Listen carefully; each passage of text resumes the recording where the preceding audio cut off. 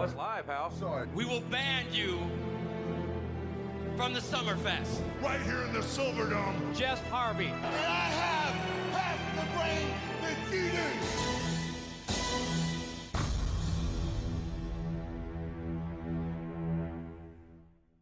Welcome to the Wrestle Hunks Podcast, a podcast where three hunks get together and discuss some of the very worst things you can find on the WWE Network, and the only podcast that is personal close friends with Slex. I'm your host, the Mordecai of Microphone, Brandon Marlow, and as always, I'm joined by the hunkiest hunk, Brody Price. I'm here. You're queer, get used to it. I don't want any more bears. I'm also joined by the IMDb of wrestling and the trivia master, Nathan Marlow. One more poll. One more poll. I just need one more poll. That's all I need to win. Hey, if we had to run that poll back, I reckon this time Greed might have won. Third time's the charm. What do you mean? Wait, third time? Because I've already put up Greed. Greed was one of the early ones that I chucked up, and it got like 1%. Oh, fuck. But this week, the Wrestle Hunks podcast again has a sponsor, and this time it's brought to you by WWF Cologne. And as always, our expert, Nathan Marlow, will tell you a little bit more about it. Do you smell what The Rock is cooking? 100% attitude in a bottle. WWF Cologne for men. Smell like your favorite superstars, Rikishi and the Big Show now. Rub it in your pores and get sticky now. Smell like a fucking WWF superstar now, motherfucker. That's what I was waiting for. Well, when you said Cologne, I wasn't sure if you were going to go Primo Epico, but that was a good one. I enjoyed that. That would have been great, actually. Do you have a Carlito impression, Nat? No, I don't. I was going to try, but no. Actually, speaking of Carlito, I saw a photo, I think it was today, of Gangrel and Kevin Thorne at an indie event. They took a photo with Carlito, so obviously he's doing well if he's with those two, the Vampire Boys. No. I saw that as well. I thought, because Kevin Thorne's one of the only wrestlers that I follow, because he's the GOAT. He's a friend of the podcast. He is. Close personal friend. So I've got to keep up to date with what he's doing. We actually have too many friends of this podcast now. Cody Hall liked fucking one of our tweets. Fucking Slex is on the Instagram. We're taking off. We're fucking in the stratosphere at this point. But this week we are reviewing the 1998 WWF pay-per-view Rock Bottom, which it's technically an In Your House, but it's not even referred to as that on the network. So, excuse me. But yeah, I don't know, it's weird. It's an In Your House pay-per-view, but it's not in the In Your House section of the network, so I didn't count it. And we actually had a tie in the poll for the first time ever this week. We'd been dreading this moment since we'd started doing polls. One of you's brought it up pretty early on, like, what the fuck do we do when there's a poll tie? And we're just like, fuck, we'll deal with it when it comes to it, and finally we have to deal with it. So we had Rock Bottom and Survivor Series 94 both finishing on 29% this week, and close behind on 27% was WCW Greed 2001, almost causing a three-way tie. And then Slam City came in last on 15%. And to make things fair, we're going to review Survivor Series 1994 next week. But I just want to know, boys, why doesn't the interconnected wrestling Twitter community like Slam City? I mean, that's because they haven't seen it yet. As soon as they see it, they'll want us to review it. But I'll tell a quick story about the poll, because I feel like you two boys were maybe sleeping off the night before that we had. And I woke up Saturday morning.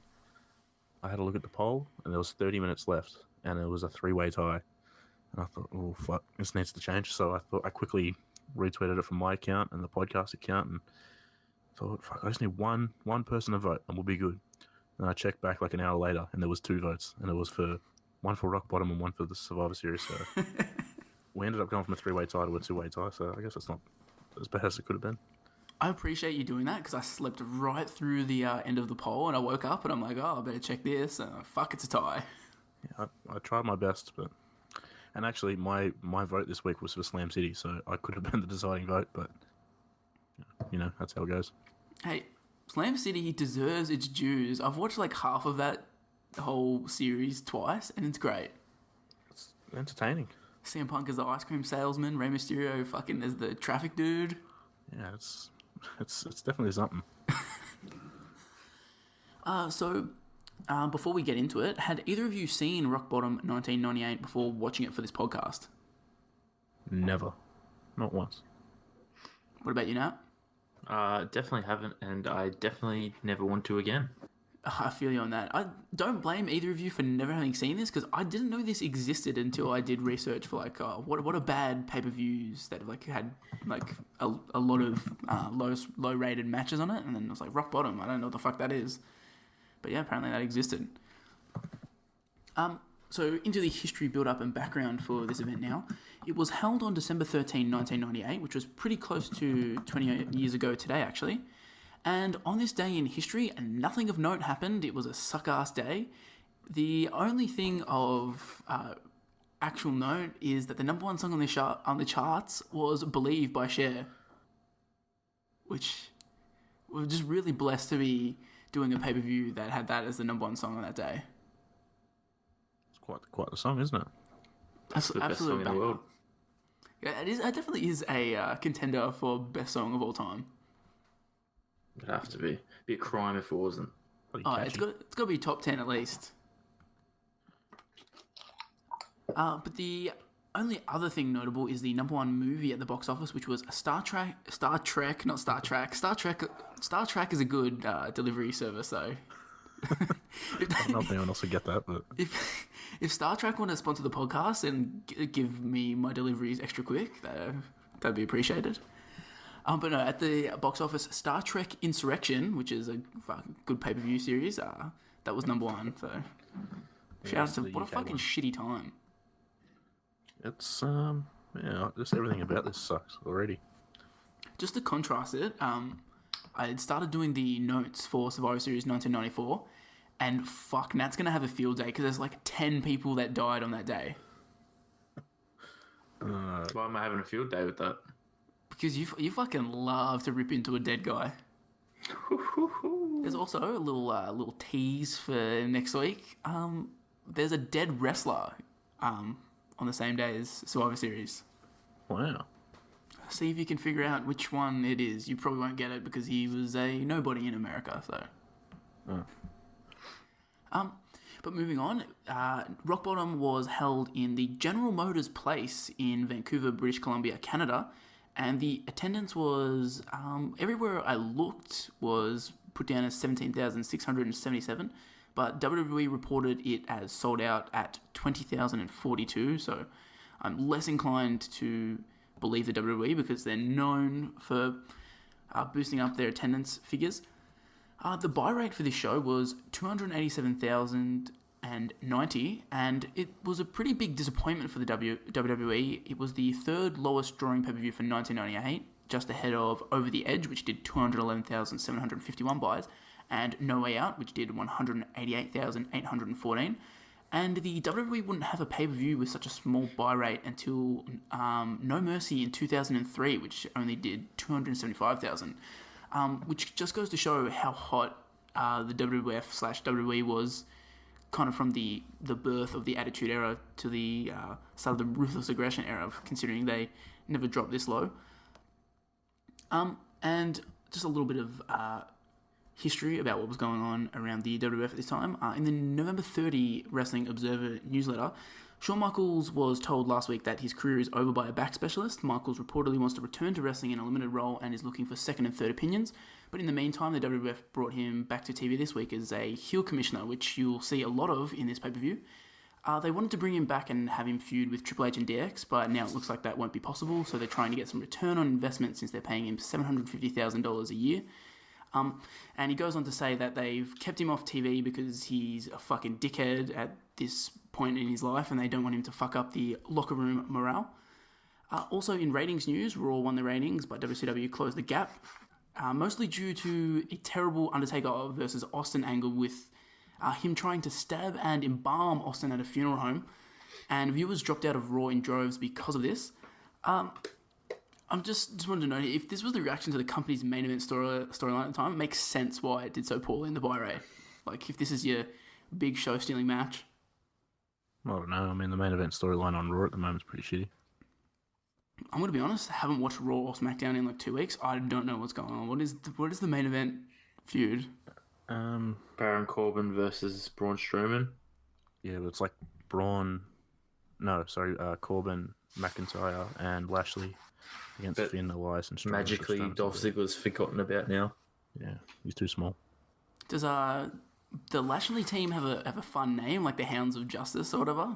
I hope they get a fun name. No, but Do you mean like the Dogs of War? What the fuck is... Oh, is the Dogs of War was their name, yeah. Hounds of Justice is what they call the Shield, yeah. Yeah. Fucking Dogs of War. I hope they get a funny name, like fucking Baron's Boys or something like that. no, Maybe the Puppies of Pennsylvania. Wow.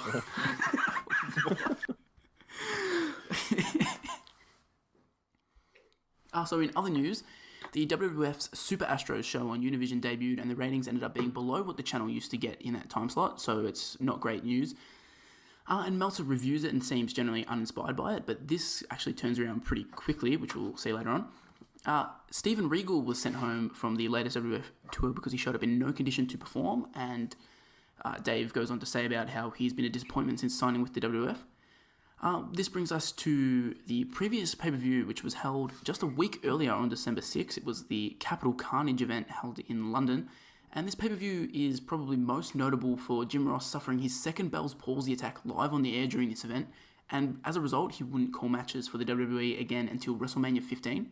And the card for Capital Carnage was an absolute doozy here. We had Gangrel defeating Al Snow, which gets a dud. Then after that, straight up, we get the Headbangers defeating the Road Warriors, also a dud. Val Venus defeating Goldust, 1 star. Tiger Ali Singh defeating Edge, 1 star. Christian and Sable, Christian and Sable defeating Jacqueline and Mark Mero, 1.5 stars. And it probably is 1 star more than it would have got if it was originally supposed to be the singles match that they planned. But they didn't want Sable doing too much physical activity because she has a Playboy photo shoot coming up, and they don't want her getting bruised or banged up. Also, during this match, she pulled Jacqueline's top off, exposing her breasts. So that's the superstar sticky moment of the Capital Carnage pay-per-view. God, fucking... I'm so glad I wasn't old enough to remember the Attitude Era, because some of this shit... I don't know how I sat through it. I can barely sit through the modern product. I mean, look at those ratings for those matches. That's pretty brutal. I want to know how Gangrel and Al Snow had a dud. Both of them are decent in the ring. How'd they have a dud? No. We'll have to watch it. Also, after that, we got Ken Shamrock defeating Steve Blackman to retain the Intercontinental Championship, 1.25 stars. Triple H defeats Jeff Jarrett. Billy Gunn and Road Dogg defeat D'Lo Brown and Mark Henry to retain the Tag Team Championships. The Rock defeats X-Pac to retain the WWF Championship. Oh, fuck, I thought X-Pac would win. Well, I think this is just a thrown-together match because Meltzer reports that William Regal was supposed to face X-Pac at this event, but Regal showed up in no condition to perform, so he was sent home, as I mentioned, so... I don't know who The Rock would have been wrestling, but fucking shout out to X-Pac being one of those random dudes that gets a championship match, kind of like fucking Jinder Mahal, except Jinder Mahal actually won his. Also, as I mentioned, Jinder Mahal, shout out to Great Khali when he held up the championship belt like he won the title from that Punjabi prison match. What a day that was. One of the great pay-per-views that we watched together, Pricey, that I have no memory of. I'm going to be honest, apart from that match, I can't remember what else was on the card. There was I think it was probably Usos versus Bar, or Usos versus New Day or something. Yeah, maybe that. I think that match was good, and then the rest of it was just fucking dog shit. From memory, that's what it was. Actually, I feel like there was a Fashion Files that was really good on it. Oh, there might have been in that period of time. I can't remember though. And the main event of that was Stone Cold defeating Kane, Mankind, and The Undertaker in a fucking random fatal 4-way. I just noted here, can't wait to review this garbage fire. It's got a bunch of terrible matches. Jacqueline getting her titties out. Just everything that you would want as a wrestling fan in 1998. Yeah, fuck. Let's review it next week. Change the script. Fuck it. There's make it our Christmas one. Fucking. That's what you want for Christmas. A couple of Jacqueline chocolate titties. So this was basically a precursor to the glorified house shows that the WWE would run in the UK later on in the 2000s that they would hype up as pay-per-views. But heading into the Rock Bottom 1998 event, the headlining feuds were between The Rock and Mankind over the WWF Championship and Stone Cold and The Undertaker. The feud for the WWF Championship began a month earlier when The Rock had won the WWF title in controversy at Survivor Series, where they redid the Montreal Screwjob ending. So Commissioner Shawn Michaels gave Mankind a rematch for the title when he revealed that his ties to the corporation were not as secure as initially thought. And on the day of the event, on Sunday Night Heat, Mankind would attack the champion during an interview, damaging his ribs. And he would then go on to reveal that he had a contract saying that if the championship was not defended, he would win it by default.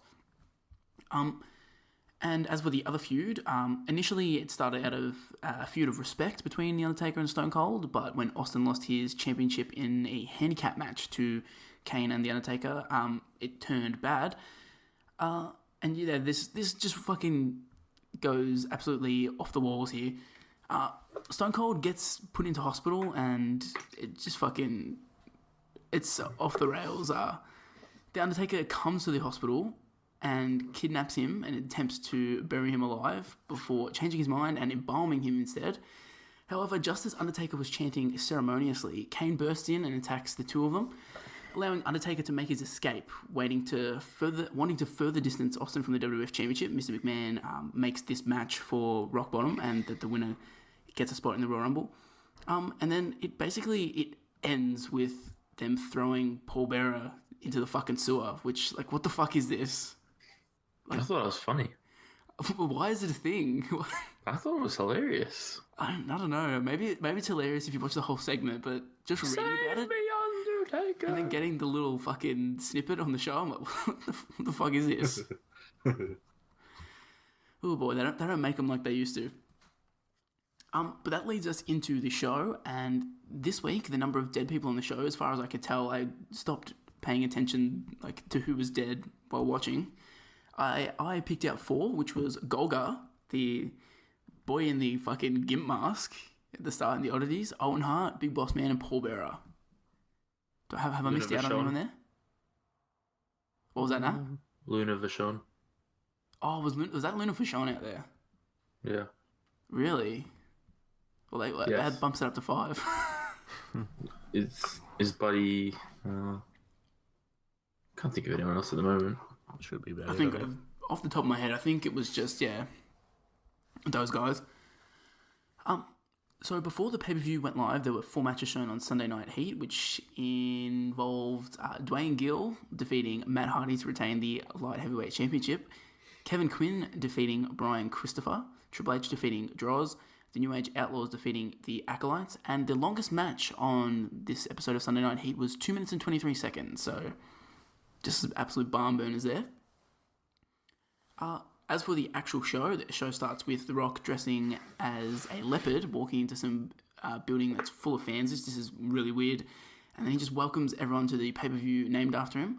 And then the opening promo package is all about the Undertaker and Stone Cold match. Which leads us to our first match. D'Lo Brown and Mark Henry defeating Supply and Demand, which is the Godfather and Val Venus. Do either of you know if that's the actual tag team name? Because Wikipedia used it, but they don't refer to them as that on the show. No, they do. Cole says at one stage. Oh, really? They call them. They're calling them. He just says passing. They're calling themselves Supply and Demand. Before we get into this match, I just want to say, Val Venus doesn't really sound like what you remember Val Venus to sound like in 1998. Like, you last week sounded more like Val Venus than he does here. I sounded more like the guy in the drive-thru. Don't make me relive that video. I'm a lot like butter on a pancake. That was more Macho Man. Not in a Val Venus vibe. The macho pervert. I was looking forward to a Val Venus promo, and I was very disappointed that's all we got. I mean, we got something. Better than nothing. But yes, D'Lo Brown and Mark Henry get the win here via pinfall in 5 minutes and 56 seconds. And Meltzer would give it 3.25 stars. And look out now. Jacqueline.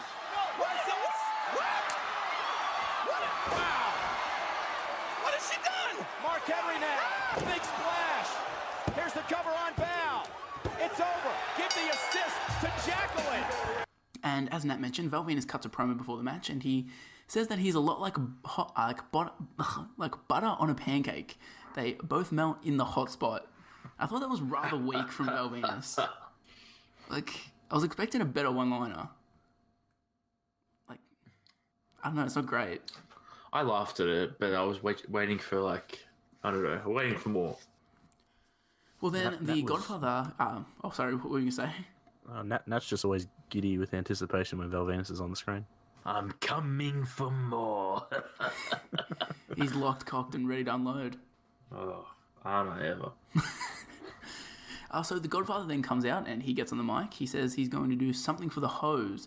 He's going to give them to Val for the whole night so they don't have to go out on the streets and work, which is pretty generous of him. We then get D'Lo and Mark Henry, who are accompanied to the ring by Lemon Panties and Jacqueline. And the hoes get into an argument with Terry and Jacqueline on the outside, which leads to the Godfather and D'Lo Brown arguing on the outside. The referee starts paying attention to this commotion, which allows Jacqueline to fucking dack Val Venus, which I was not expecting, and then it reveals that he's wearing a thong. And this leads to Mark Henry hitting a splash for the win. What did you guys think of this match? I love PMS. Pretty Mean Sisters. Is that what they were called? I'm pretty sure they get a third member, though. I forget who it is. Yeah, what a name. How did I forget about one of the great stable names? I don't know. And for some reason, D'Lo and Henry are always with them. That's sexual chocolate, bro. He's always where the ladies are at. This match isn't... I mean, what's the word? It's not good at all. I don't know, it's just... Yeah, I don't know what you expect. I think it's just sort of the attitude era, the way it was. It was more characters and sort of, you know, those little bits, those things you remember, but the matches were pretty shitty if you're not watching like Edge and Christian and the Hardys and all them. So yeah, I wasn't expecting much from this one, and I think I got it right. What about you, Nat? The big Falboski couldn't get a rise at match. That's a pretty good summary, actually. No, it was a pretty fucking dog shit match. Like, pretty much like every match on the card was fucking boring. Like, and the only person who can work in this match, like, great, is D'Lo Brown. Val Venus is okay. Yeah, Val Venus is not bad, but I actually mentioned that in my thing. Like, Godfather and Mark Henry are fucking sloppy as, and like Val Venus is okay. So you're basically relying on one dude to carry an entire fucking clusterfuck. And thank fuck for Michael Cole. He actually mentions about D'Lo's chest protector, and says he shouldn't be wearing it anymore. It's illegal. It should be illegal. Roman Reigns, fucking, when you come back from your cancer, no more fucking chest protector. Exactly, no body armor. It's illegal. It's like fucking just bringing a gun and shooting them. Have you guys seen like people impersonating D'Lo? How they like move their head around a lot? Yeah. Didn't I'm really doing it notice right now, until- but you can't see because it's a podcast. I've never really gone back and watched too many D'Lo Brown matches, but I noticed it during this one that he does it when they were walking out, like back down the ramp. He was doing it a fair bit, and I thought, that's weird. It gets more intense over time. Yeah, it really does. Like, here, I was expecting it to be, like, a bit, like, crazier, but it's kind of more subtle. But, yeah, later on, he just fucking goes nuts. I don't know how his head didn't When he's in the snap. nation, it's just like he does it, like, once. He was just, he was building up those neck muscles to be able to withstand all the head rattling. The head trauma.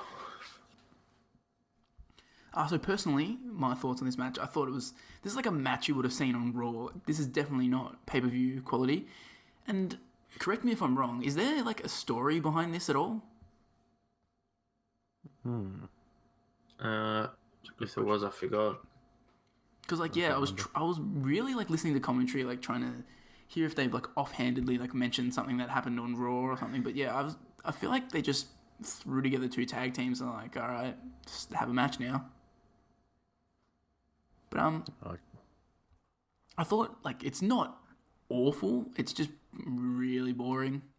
Like there are some really sloppy spots, but yeah, I mean it's a serviceable match. It's not the worst thing I've seen probably in the last 2 weeks. So, but yeah, just not great. I think the worst thing about it is King is fucking dog shit on commentary.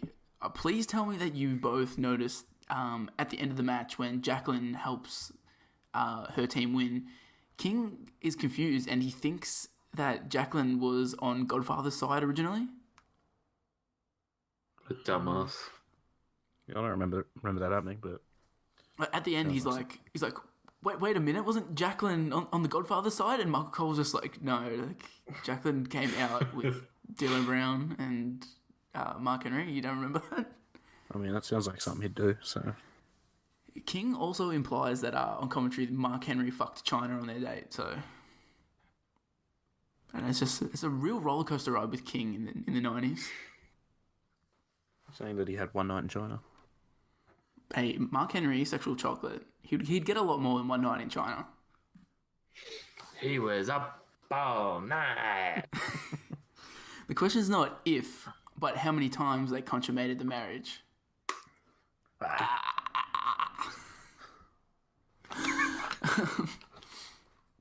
Oh yeah, the final things I wanted to mention was Val Venus gets a massive pop here. I was really impressed by that. And it also feels like during the Attitude Era, every single person had a promo that they would cut before the match. Yes, So that's what it's all about. yeah, it's like just everybody comes out and just fucking cut a short little promo, get your shit in, and then have a 5-minute match that no one will ever remember. Yeah, I mean, you don't need to work. You just need to know how to cut a promo. So did either of you have any other notes on this match? Fuck no. No, I don't think so. Well, that moves us on to Doc Hendricks interviewing Triple H and China. Doc Hendricks. I was so thrown by this when they were like, Doc Hendricks. I'm like, oh, Nat was talking about Doc Hendricks the other day. Dude. Why is this a thing? Sometimes when he's doing he's an interviewer back then. He usually does he did all the heat ones and stuff. But sometimes you notice if he has to do a lot of speaking, he goes into his do. He gets into his fucking Freebird mode. I feel like you're more knowledgeable about this, Nat. What's the reason behind them making him do this character? He's just they didn't really want him to do the exact same character, and I think they like the way he talks, so put him out there, give him a character, work with it. Well, he's here with Triple H in China, and he's plugging the WWF Superstar line, but unfortunately we can't bring it because it's blocked out on the network, so I'll never be able to get all the special Superstar secrets here. And the only other thing that I really mentioned here is that Triple H hasn't gone on full on into his character voice that he's used for decades now. Talk about the game. He just sounds like a fucking a real goober here. I don't like this, Triple H. Hurry up and get you. His tights are gooberish too. He really just still looks like his blue blood gimmick. He hasn't really changed much. He just says suck it now. No wonder on the pre-show he fucking had to face Droz. Yeah, I know, that's the real dishonor having to face Droz. Not even on the main card on the fucking Sunday Night Heat. Triple H is in the doghouse. This is Triple H's only fucking appearance on this pay-per-view because DX are banned from ringside in the match later on, so it's a fucking easy night for Triple H. An even easier night for China. She doesn't even say anything here. Just rubs her hands. Just look menacing. So next up, we see Michael Cole interviewing The Rock earlier, and this is where he's attacked by Mankind. We see Mankind cutting the promo on Sunday Night Heat where he said, if The Rock doesn't wrestle tonight, he becomes champion. And then next, we see The Rock live backstage talking to Vince and Shane, who say they're going to take care of it. But next up, we've got our second match of the night. It's the Headbangers defeating the Oddities, made up of Golga and Kurrgan, via pinfall in 6 minutes and 52 seconds. I'm going to cut you off. Don't you fucking talk shit about the Oddities. I know you're going. No, I'm actually going to give them some news here.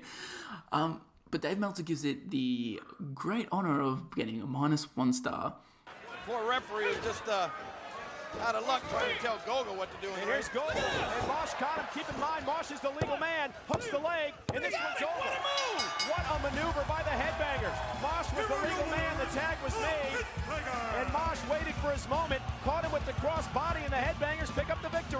And basically, the only thing to mention for the in-ring aspect is that Mosh wins with some kind of flying hug that he hits on Golga. Not really sure what it was. It basically sums up what the match is. What did you guys think of this match? It's a ride. Yeah, this is my first Oddities experience, and I wrote down here. I don't know what to make of this. Surely you thought this entrance is. Why do people talk shit on the Oddities?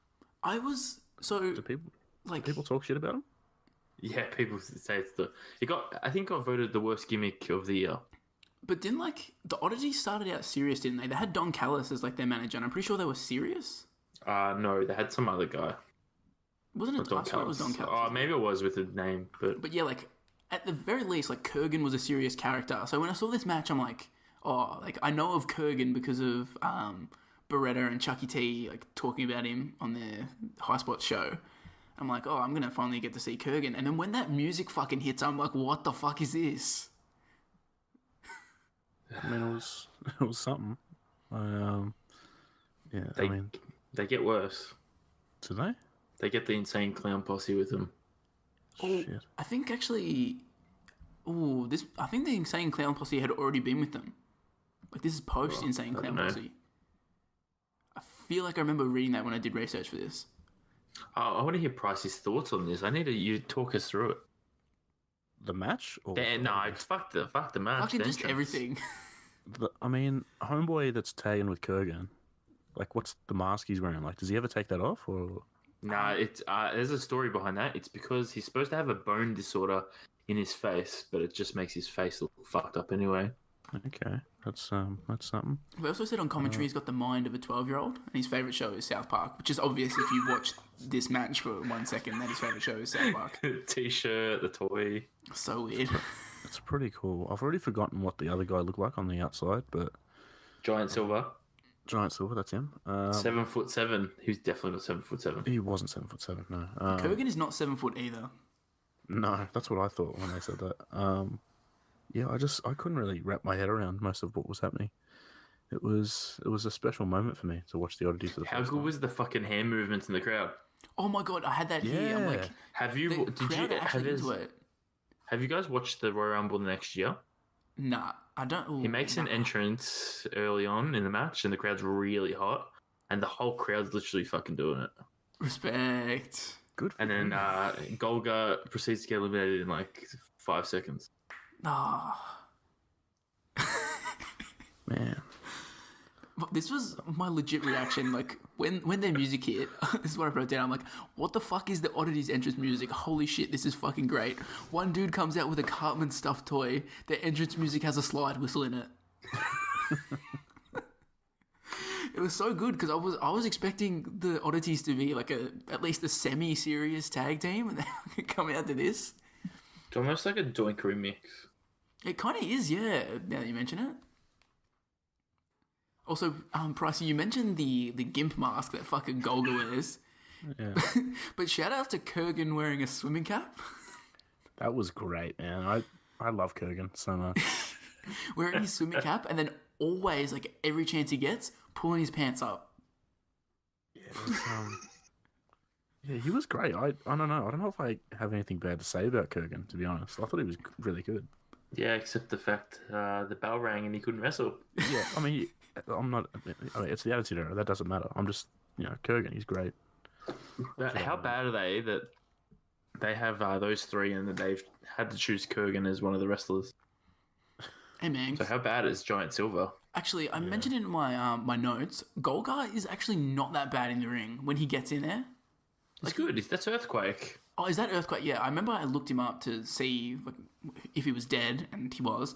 But yeah, I only had a brief glance at his photo. I'm oh, whatever, just big fucking burly dude. But yeah, no wonder he can move and actually go in the ring. I think Golga deserved a singles run. No, I agree. World title. Gets to do all the press conferences. So Pricey, what did you actually think of the match? Oh, it was terrible. But just coming out of this match, I could not give a shit about the headbangers. You know, everything about this match is just me looking at the oddities and thinking, wow, that's something special. So the headbangers like don't have any redeemable thing. Like Golga is decent in the ring, and like Kurrgan, like all the fucking weird shit they're doing is funny. But like, what do the headbangers have going for them? They're dog shit in the ring, and they wear fucking kilts. Cool. Like, and one was beaver cleavage. Oh, fuck the headbangers off. I'm still confused why they got brought back a couple years ago, but Yeah, I was gonna say, I didn't care about them when they came back against the Usos. Why the fuck would I care about them back then? I know, like, this, like, they're like the definition of a fucking nothing tag team. And you bring those guys back? You should have brought back the Oddities. Well, obviously Golga's dead, but Kurrgan's still kicking.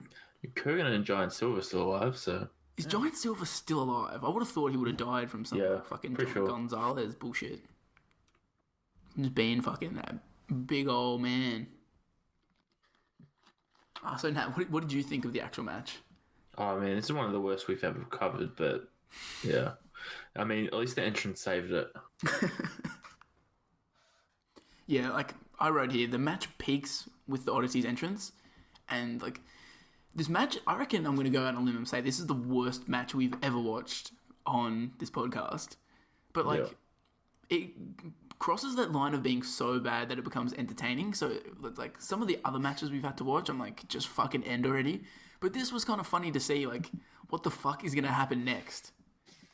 I'm going to be honest, like, it says 7 minutes it went for. I didn't think it went that long. I thought it would have went 3 or 4, so... It's because time flies when you're having fun. Absolutely, that's what I'll attribute it to. Hey, Pricey, fun when you're having flies.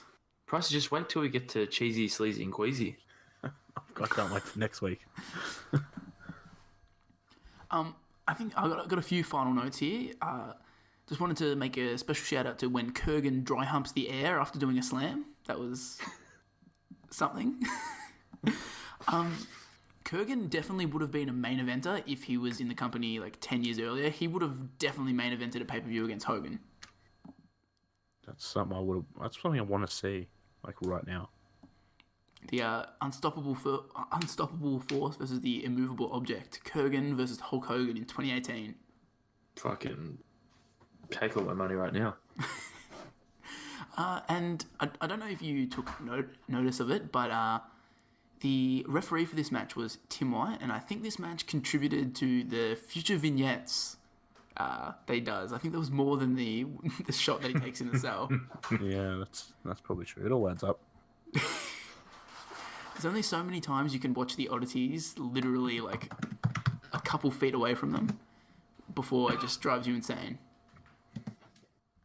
But do either of you have any final words on the worst/best match we've ever watched on this show? Just the Attitude Era, man. That's something special. Well, with that, we move on to the next segment, which is a backstage thing with Kevin Kelly, and that's corrected me here, which I appreciate. It's Dr. Tom Pritchard, and they kind of, I don't know what the point of this is, they're discussing the fan reactions online, as well as what's going to happen in the main event. And Taboo Tuesday. Yeah, it is kind of Taboo Tuesday-esque, like, they're sitting at like an announce table, just talking about the internet. Hey, Dr. Tom, you heard about that new internet they got? Just real weird time, the 90s. They also show footage of Stone Cold inspecting the grave, and then they talk over and they're like, oh yeah, he's inspecting the shovel.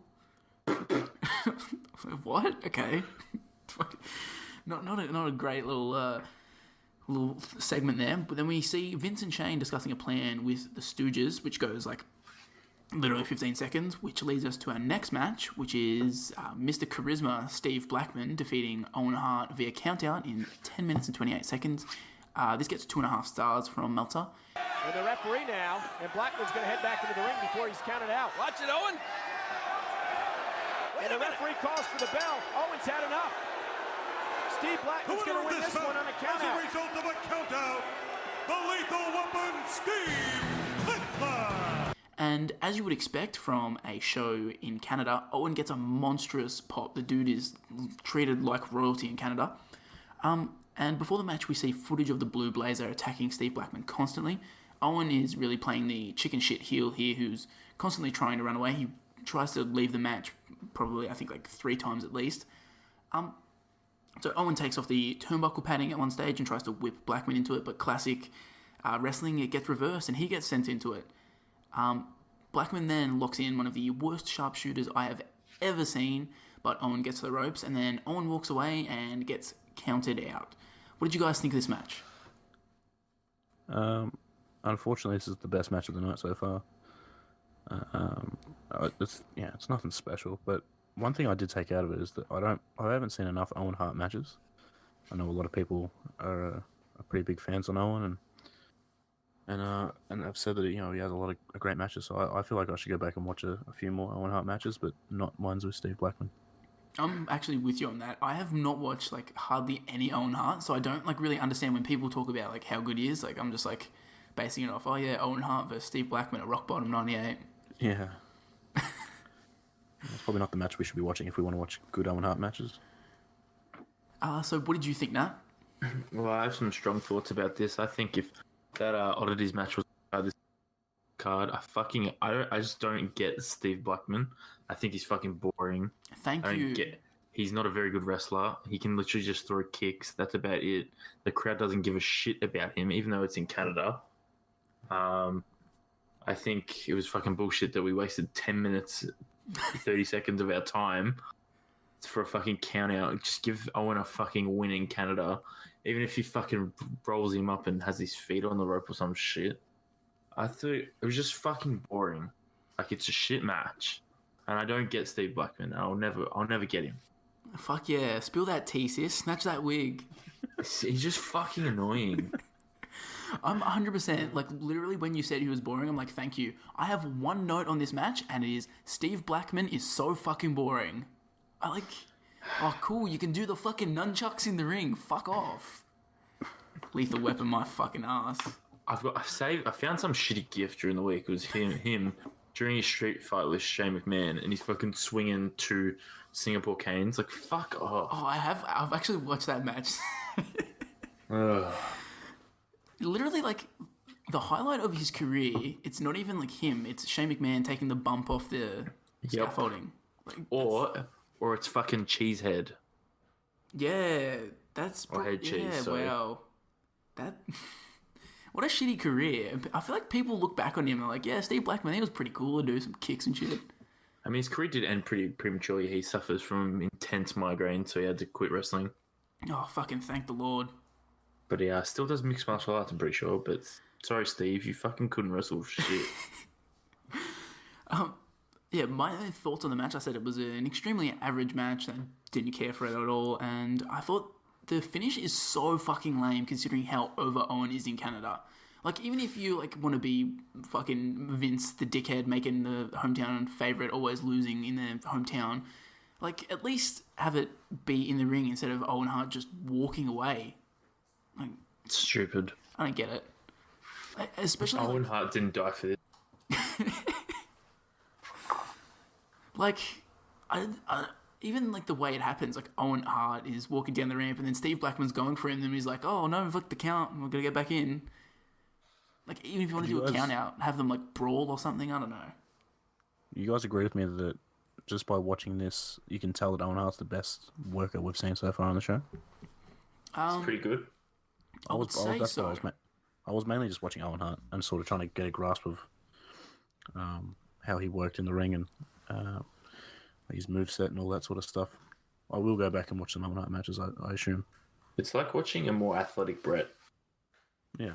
The one thing, like, I think the one thing that held Owen back is, like, his face looks weird and he never had, like, a good haircut or anything.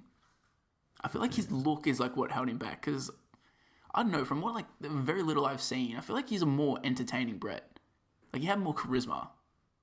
I've seen some promos that he's cut that are very, very entertaining. And I mean, fucking, he comes out with his fucking enough is enough, it's time for a change fucking theme. Oh, that's a good theme. When that hit, for a second I didn't know who was coming out. I don't associate that with Owen Hart. Like, I just know More it's a thing. wrestlers talking before their theme. That and wrestlers singing their own theme. Exactly. Bring them back. CFOs, fuck off. I know. I want fucking Baron Corbin to sing your own theme. Finn Balor, sing your own theme. Fucking Mickie James is an actual singer. Get her to sing her theme. She doesn't even have lyrics in her theme. Hers is just...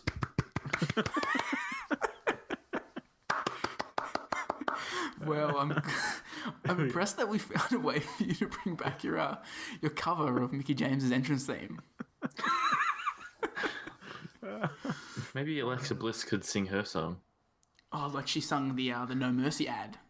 Dun-na, dun-na, dun-na, bwah, Hey, her theme was better when she was face and she was wearing a tutu. Man, Oh, just because we're talking about divas, did anyone see that Candice Michelle TED Talk? She did a TED Talk? About what? No. Porn? Or watch it afterwards. Oh, it's funny. Watched as a family. I could imagine. What does she even do these days to be qualified to do a TED Talk? I don't know. She has 3 kids, and she was in Playboy. What's a TED Talk? It's like a lecture for like famous people and like people that have done like noteworthy shit. Like they go and like do it, and you can fucking watch them online and their podcasts and shit. I don't know. I've never really watched on them, YouTube. but I get the gist of them. Okay, there you go. Learn something new every day.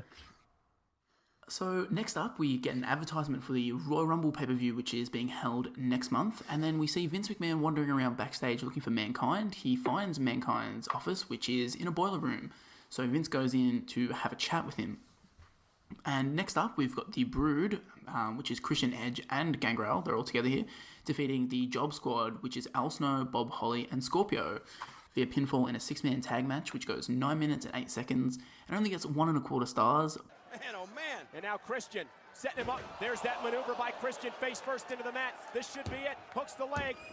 Christian the legal man, and it's over. The Brood picks up the victory. A hard-fought one at that. Here are your winners. But Christian pins Scorpio. But we finally got some decent workers actually on the card together in a match. So during the match, all 6 of these guys start brawling on the outside, which distracts the referee and allows Al Snow to hit Christian with head.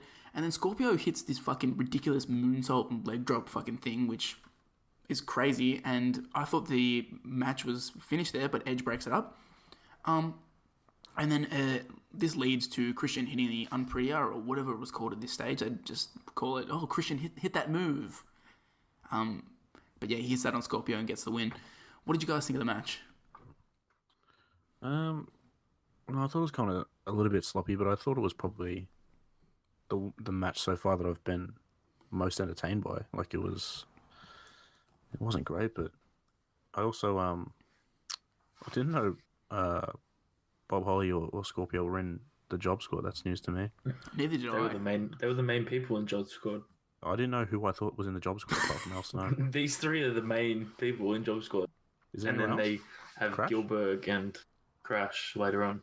Maybe I'm thinking of Gilbert and Crash. I don't know. I didn't think Bob. I definitely didn't think Too Cold Scorpio was in there. They helped Gilbert win Yeah, earlier in the night. his Yeah. title. I don't associate Bob Holly with the Job Squad. It just doesn't feel like he's like a Job Squad guy. And then I just don't know anything about Too Cold Scorpio in the WWF. This was the first time I've ever seen him Flash in a Funk. WWF ring. I don't think Flash I've Funk. ever seen Flash Funk. He appeared at the 15th anniversary of. Wow.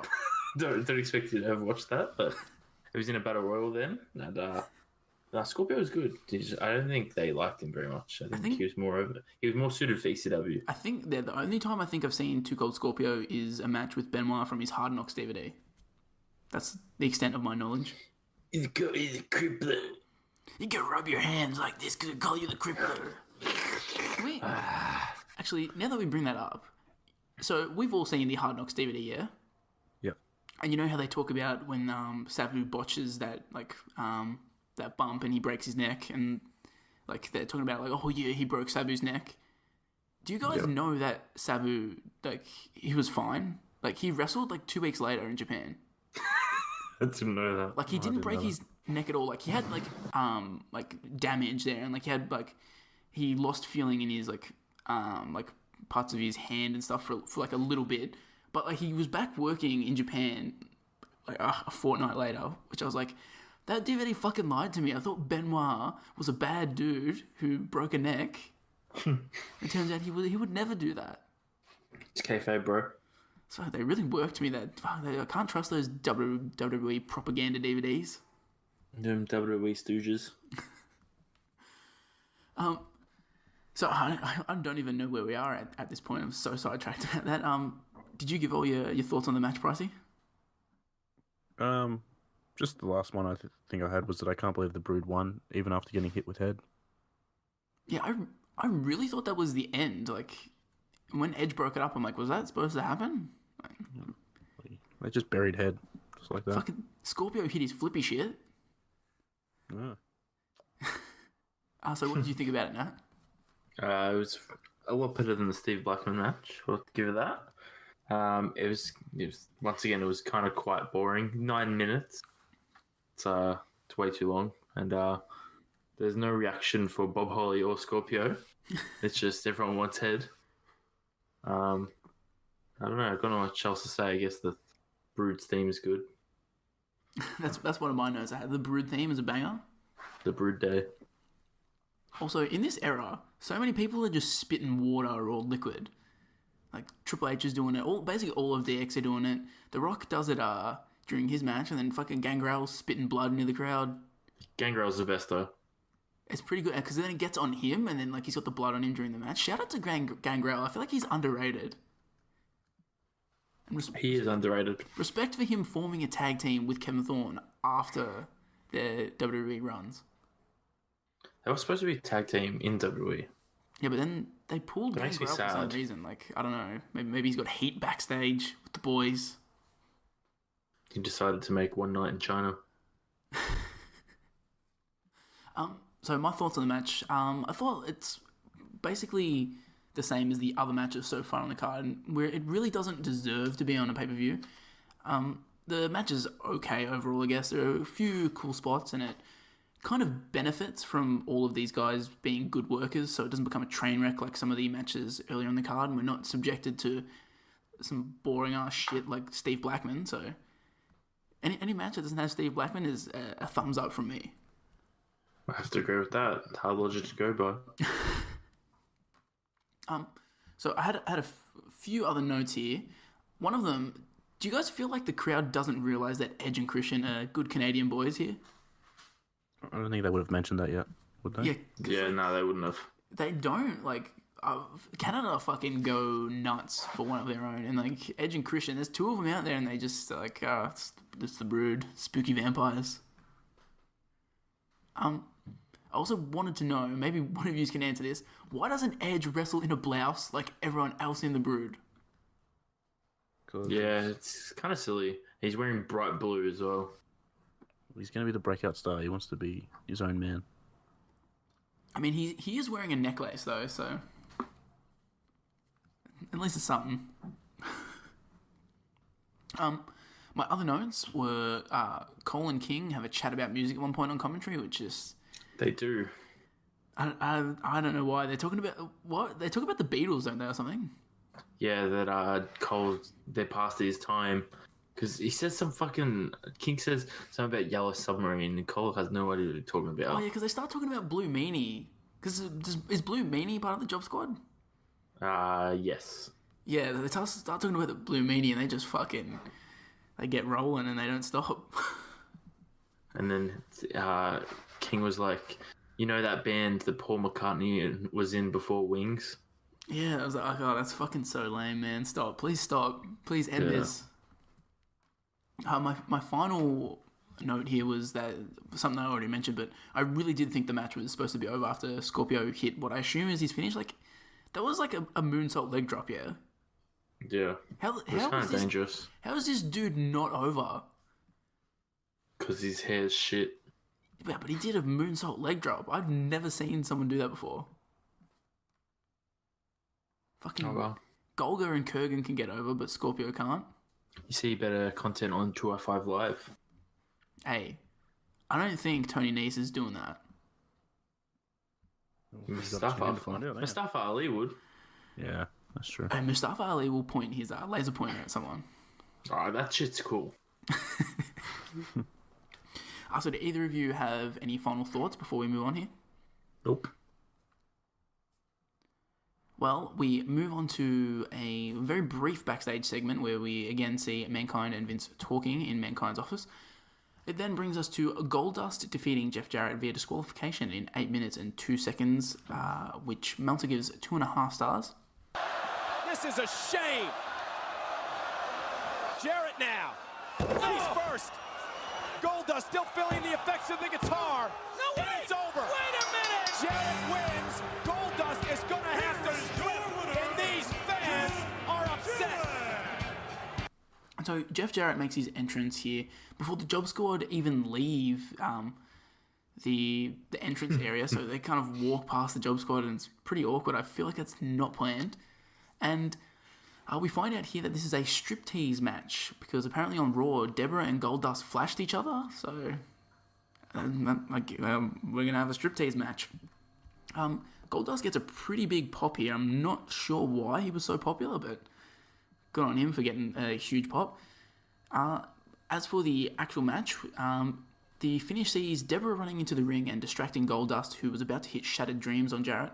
The referee forces her to get out of the ring, allowing Goldust to legally hit it. Jarrett rolls out of the ring and the referee starts a count out, which allows Deborah to come back into the ring and smash Jarrett's guitar over Goldust's head. Jarrett then hits his finish and gets the win, but Commissioner Shawn Michaels comes out and sends Jarrett to the back. He then announces that Jarrett has been disqualified and Deborah needs to strip.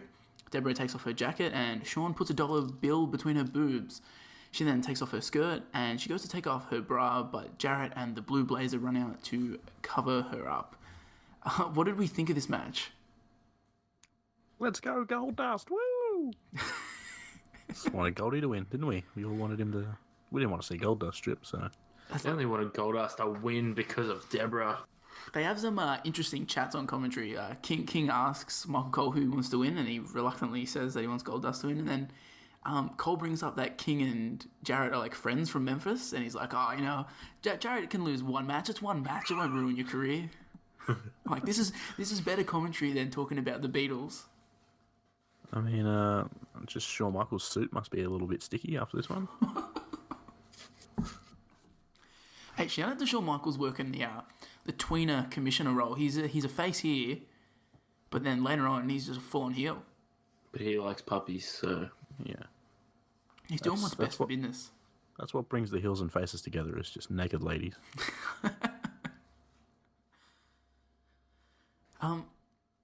Yeah, so what did we think about the match? I don't think the match was too bad, but I mean, you've got it there as well. I've got it here that the crowd was just into this because they wanted to see a naked lady. They wanted to see boobs, so they were Everyone into was it. so damn horny in the 90s. Yeah, I don't know what the fuck was going on. What about you, Nat? Well, speaking of naked ladies, at this time, Shawn Michaels' homegirl Sunny was in W. Oh, she was, right, yeah. I actually just watched it before. Been watching some ECW lately. And they literally just say straight out in commentary something about she's the heartbreak girl. And Nice. she's literally with Chris Candido. Yeah, I can't believe they would do that actually in ECW. Like, you're employing that dude. Why would you say that? And then Dawn Marie makes her debut as Tammy Lynn Bitch. Impressive. It's wrestling. I actually like this match because I like Jeff Jarrett. So Don't piss me off.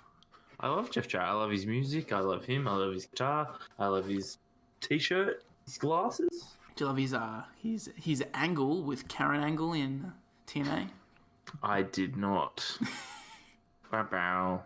Teenage Jarrett needed to die. Wow, but he's the king of the mountain. He wasn't very good in TNA. It's real. He won everything. Yeah, it's because he ran the place. So my thoughts on the match. I thought this was one of the better matches so far, and like Pricey alluded to before, a big part of it's because the crowd is so into it, and like obviously they're so into it because they want to see Deborah take off her clothes. And without that stipulation, they're probably not as invested, but still, Goldust and Jeff Jarrett both good workers, and they put on a solid match. Yeah, it's nothing spectacular. It's just an average match, but nothing to really complain about. I feel like the post-match fucking striptease goes for ages. Like, I feel like it might even go longer than the match. But I guess gotta give the fans something to get sticky about in fucking the Attitude Era. My final notes on this was Goldust has hair here, which just looks weird with his face paint. And when we're getting these striptease, we cut backstage to Jarrett watching the striptease, and you see The Rock kind of like watching in the background, which I thought. And you get to see the blue blazer run past. I initially wrote that down. I'm like, what the fuck did the blue blazer run past? And then he ran out to cover it up. So I was like, oh, okay. And then it starts their great tag team. Yeah. And then Owen Hart dies. Wah, wah. I think it's really Shawn Michaels' fault that Owen Hart dies, because he overturns the decision, which makes Owen Hart have to run out as the Blue Blazer and cover her up. Without that, I feel like he just would never have done it. The butterfly effect, eh? Oh, you know what they say? Stop your grinning and drop your linen. Oh, that was a great line from HBK. I might use that one in future. Hey, that's a free pickup line for everybody out there. So do we have any final thoughts on this striptease match? No, I think I'm good. Well, we then move on to another backstage vignette segment thing where we see Vince McMahon leaving Mankind's office looking happy. And the next thing we see is incredibly fucking weird. It's an ad for WWF cologne, but you wouldn't know it at first because it's just a couple of dudes doing a fucking spoken word jazz performance, just clicking in shit, like just slam poetry. And it's legit one of the weirdest things I've ever seen in the WWE, which is saying something. When I knew Nat was doing that ad for the cologne, I was hoping he was just going to reenact this, but Oh, that would be funny. The fucking dude at the end on the bongos just like yeah, dude, just shred. just shred the bongos, man. I kind of thought for a split second the what was the other guy playing? Oh, what was he I playing? can't remember. I thought it was Don West though. Get Don West in for the spoken word jazz cologne ad. I thought that was just one of the better ads. It was, yeah, it's just so weird. Like, the way it started off, I thought it was going to be an ad for a pay-per-view or something. And they just bust out it's for cologne. It's a cello. Oh, cello, you got a bass.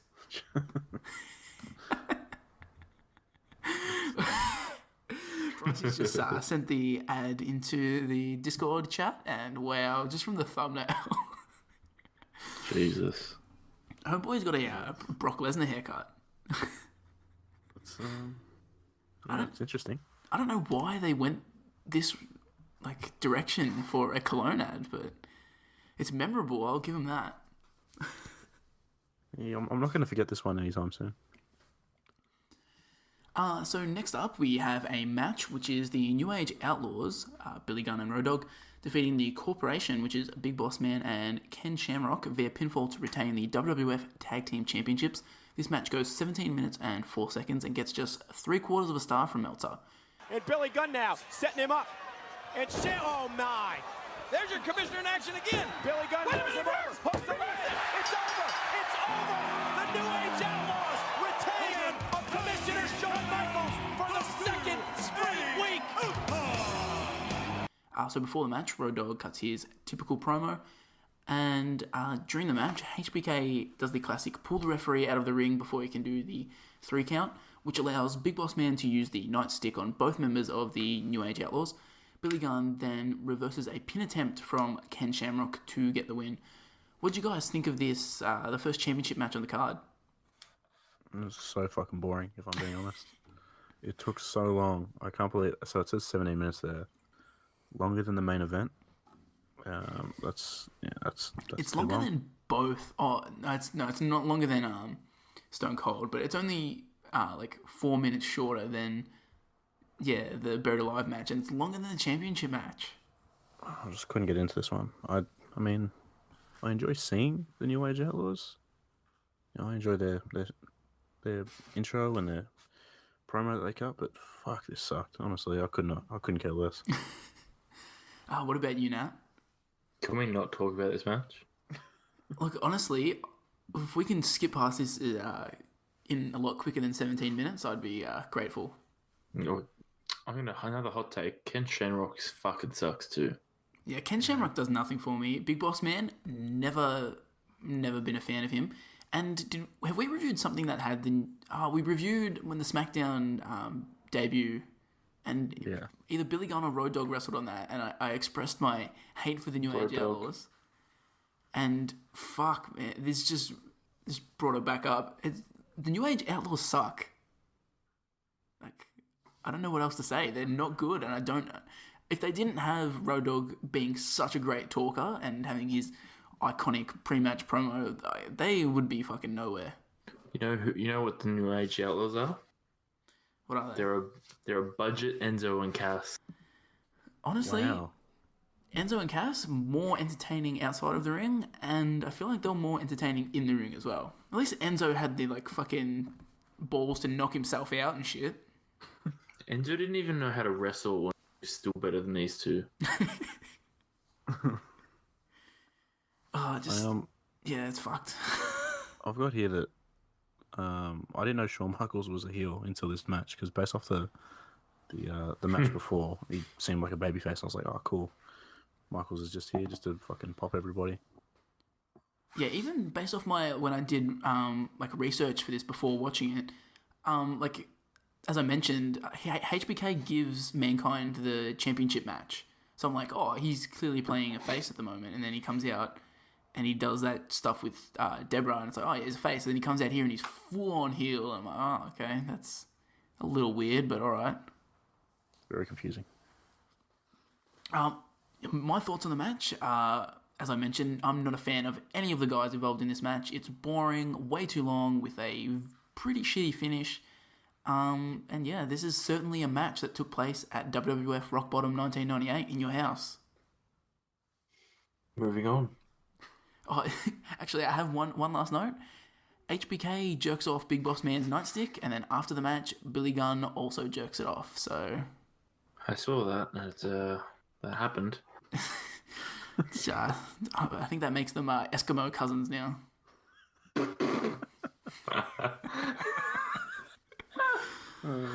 Oh boy, the less said about that, the better. But we move on to something that's definitely in Nat's wheelhouse here. We get an ad that is promoting that if you bought this pay-per-view, which I mean, if you're fucking watching it, you've probably bought the pay-per-view, you can send in your bill, your cable bill, and you get a free WWF Attitude bandana. Whoa, fuck, I'm in. This is... Did you see the date you had till you sent it in, though? No, I didn't pay that much attention. February 23rd, 1999. They're giving you a You had long ages. time. Respect that. But yeah, this is something you would buy, Nat. It's not buying, you get it for free. Well, yeah, no, I mean, now, this is something you would go on eBay and be like, oh, boys, I bought the WWF Attitude bandana you got for free if you bought Rock Bottom 98. If it had the Rock Bottom logo, that would be so much better. Yeah, if it was something, that wasn't just, the Attitude logo, it's like, come on, give us something. But, didn't you guys buy bandanas? Oh, you Not boy has bandanas, they're headbands, mate. I have bandanas. Oh, yeah, you bought bandanas and you thought they were too small? Yeah, it turns out I didn't know how to use it. What would you have done back in the day if you got this Attitude bandana and you didn't know how to do it? You wouldn't have been able to look it up on YouTube. Say it's too small and send it back. Yeah, give me a men's size one.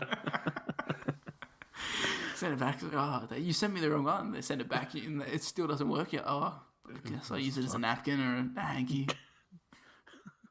That's definitely true. So after that, we move on to one of our two main events, which is Mankind defeating The Rock via knockout, I guess, in a WWF Championship match, which goes 13 minutes and 32 seconds, and Meltzer gives it 3.25 stars, which is the highest rated match on the card. Mankind has got the claw locked in. Somebody's got to do something, Mr. McMahon. Somebody's got to... He's got him! Look at this now. The claw on. Rock desperately trying to get to the ropes. Can he do it? Reach back! Can Reach the the corporate ropes! champion get to the ropes? Wait a minute! It's over! We have a new champion! We have a new WWF champion! Mankind and Mr. Sacco have defeated The Rock! Mankind! So before the match, randomly, Vince tells Mankind that he has a hole in his tights. And Mankind says he'll get rid of the clause in the contract if Vince admits that Mankind never submitted at Survivor Series. This is a pretty simple fucking request, but Vince still maintains that he heard someone say "I quit" during that match. So Vince gets on the mic mid-match and says that Mankind will be disqualified for doing anything. I don't know. He's not really very clear in what he should be disqualified for. But yeah, none of this really makes sense. But probably the best moment of the match comes when The Rock steals Michael Cole's headset and starts commentating. Mankind straight up leg drops Rock's nuts during the match, and Vince wants a disqualification, but Mankind then pile drives the referee. He then beats up the timekeeper to stop McMahon doing a screw job type thing again, which leads to Rock hitting Mankind with a chair. Rock hits the rock bottom, but there's no referee to count it. Shane tries to hit Mankind with the belt, but he hits Rock accidentally. Mankind then locks in the mandible claw, and The Rock passes out, which results in the referee calling for the bell. Vince says you can only win the WWF Championship by pinfall or submission. This leads to Mankind putting the mandible claw on Vince and then Shane. The Stooges come out, and he beats up Patterson and Briscoe, but then Shamrock and Big Boss Man come out and beat him down. What did you guys think of the WWF Championship match? I don't know what to make of it. I didn't really care for it. I thought it sort of picked up at the end there. Got to see some things happen, but I don't know. I just couldn't get into this pay-per-view, to be honest. It's kind of boring, unfortunately. Even though these two guys are very entertaining and two of the best of all time. What about you, Nat? Yeah, I think the exact same. It was pretty fucking boring. And why did they... it got less time than the bloody tag match. Yeah. And I don't know. The match kind of just goes to shit, I guess. I don't know. Pretty average, but they have better matches to come, I guess. I think, this match only goes 13 minutes, but I mentioned in my notes here, the pre-match promo is so fucking long, and it's basically pointless. Nothing gets achieved there at all. They don't take the claws out or anything. It's just no point in being there. You could have skipped all of that and just made this match longer and actually give Mankind and The Rock a chance to actually work something decent, but instead we get this. The best part of the match is Rock commentating himself. The rest is just whatever. And yeah, the finish is just a typical Attitude Era clusterfuck, and overall just it ends up being another very average match. I don't know, this pay-per-view just... Something's off about it. It's just boring. There's no... I don't know. Fucking... They must have been looking towards the Royal Rumble. It's fuck. Can't wait for Kurrgan to come in there. That's when we're really going to pick up with booking the good shit. It's Golga, bro. Kurrgan is in that Royal Rumble. Is he? I'm pretty sure. Oh, good for Kurrgan. Yeah, because I think I looked at the Royal Rumble for that, and I'm like, is Kurrgan in it? And it's yeah. Test is also in that Royal Rumble, so shout out to Test. He's dead. Yeah. Rest in peace. The only other notes I had here is that someone in the crowd has a laser pointer, and they start using it during this match because they put it on The Rock during the pre-match promo, and you'll see it later on during the Undertaker's entrance. They'll be going fucking nuts with that on them. That's such a 90s thing, bringing a laser pointer to a WWF show. No one does that anymore. Probably because people in security will be like, fuck, that's a sniper fucking sight. Fucking get down. It's true, actually. Yeah, my final note was that this match is literally right before The Rock starts wearing his tracky dacks because he got surgery on his titties. So, That happened. just wanted to mention that now. I actually did some research about this. Do you guys know why he started wearing his tracky dacks? Like, why he got surgery? Oh, no idea. He got, like, fat taken out of his pecs. Because they're like, I don't know, he didn't like the way they looked or something. So, yeah, that's why he did it. And he had to wear the tracksuit for a little bit while the scars and, like, stitches and shit went away. He got that breast milk extracted. I always assumed, because, you know, like when Triple H wears the weird fucking long bike short tights, that's, like, because he had some surgery done because he'd been fucking juicing too hard. So I assumed The Rock was the same thing, but apparently it's just, like, the way his fat was in his chest. Some people were saying, like, it's a Polynesian thing, so I'm like, alright. Wear your tracky dacks. Self-conscious boy. Yeah, I know. You know what? Body positivity. Do what makes you feel good. Nia Jax, be a star. And yeah, just before we get into everybody's favorite segment here on Wrestle Hunks, I just wanted to mention that, like, this whole pay-per-view just feels like an episode of Raw. Yeah. At this point, it does, yeah. It's like there's nothing that really differentiates it from an episode of Raw. Like, Well, a Raw goes longer than this pay-per-view. No, well, yeah, if you include the ads, yeah, it actually does. Which is fucking wow.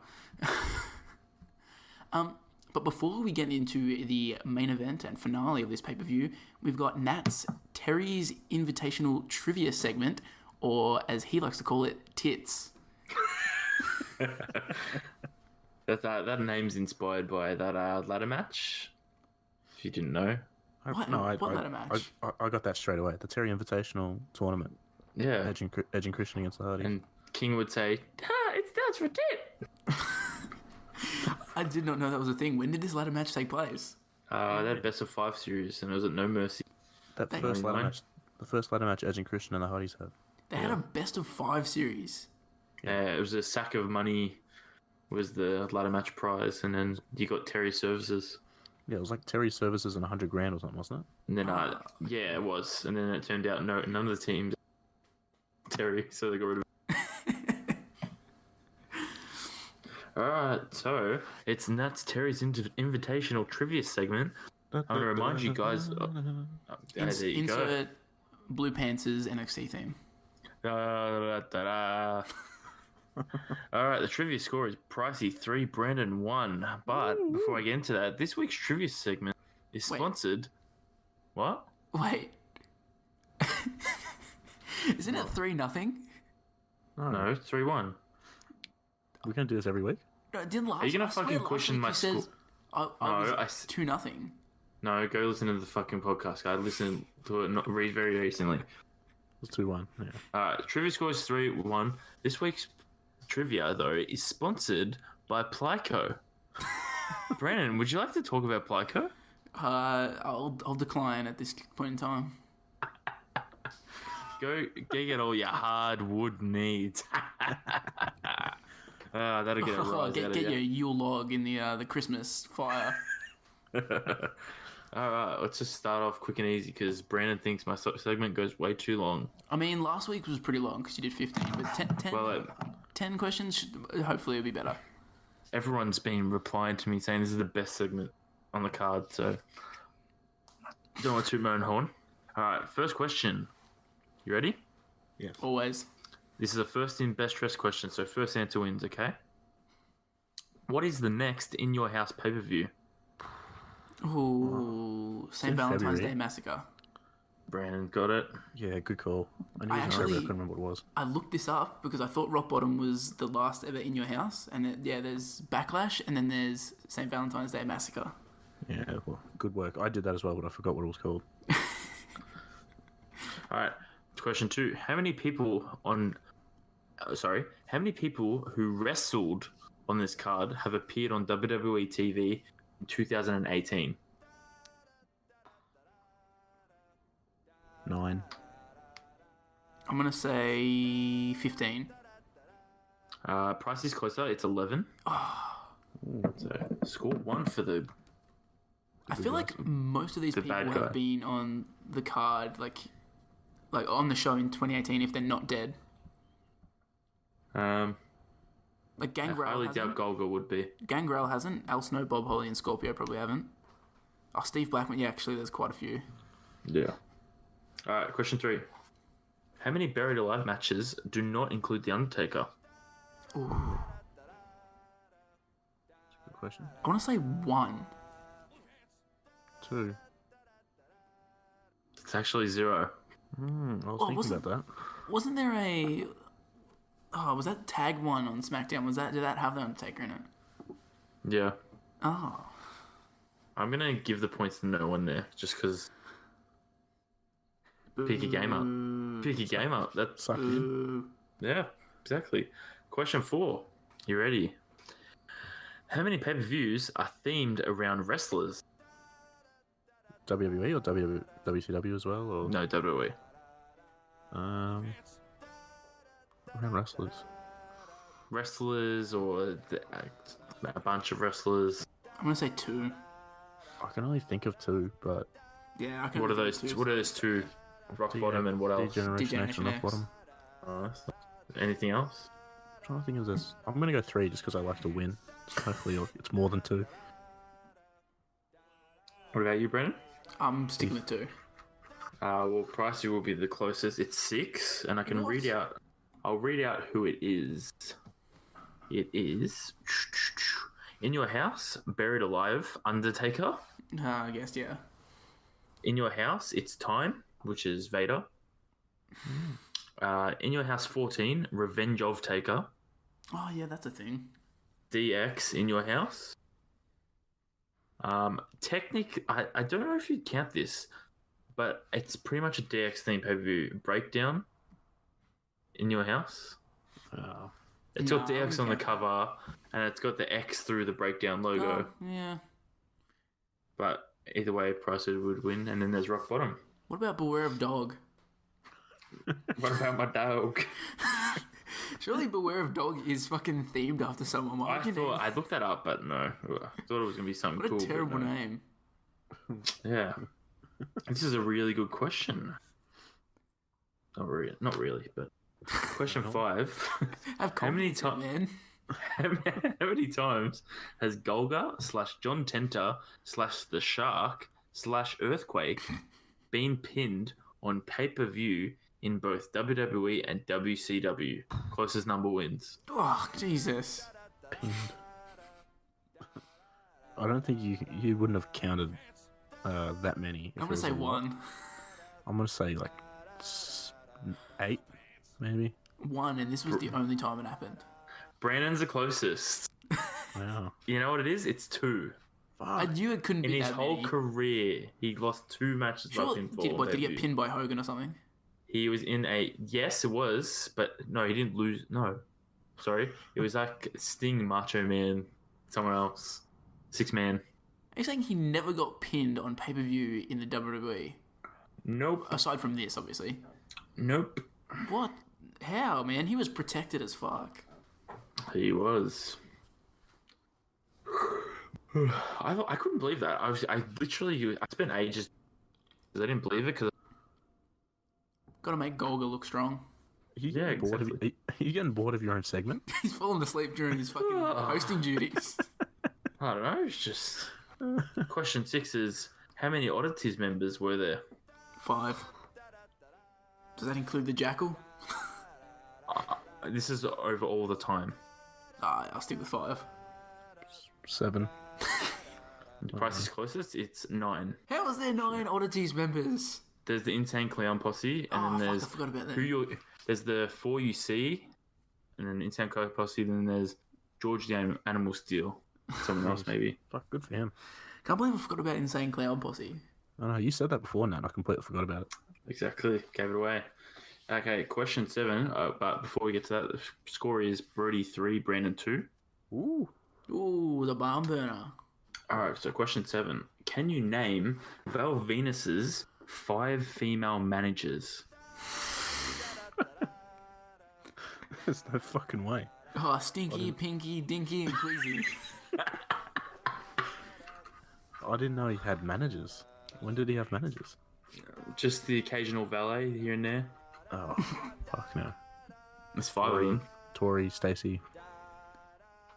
No, I got no idea. Honestly, I wouldn't know. I'm gonna say Terry, Jacqueline,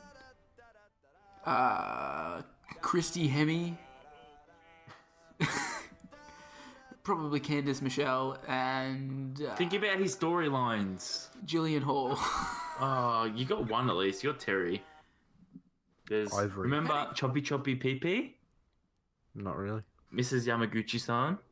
I didn't even know that was a thing. Oh, fuck me. Yeah. Terry Reynolds, Nicole Bass, Wow. Ryan Shamrock. What? You not watched WrestleMania, what is it, 14? Ryan Shamrock's a hottie. I have not seen It's it. his sister. Oh, And he finally Trish Stratus. oh, cool. How I is don't know if I Christy should- Hemi not a manager? Because she wasn't. Fucking book that. I don't know if I should award you any points there. Throw it out.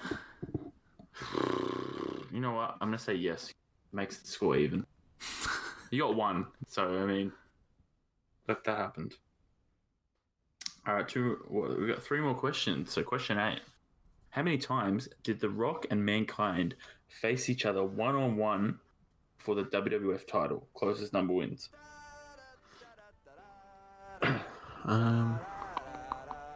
I'm thinking. I've got 3 matches in my head that I can remember. So I'm gonna say 6. Did you say 1-on-1? Yep.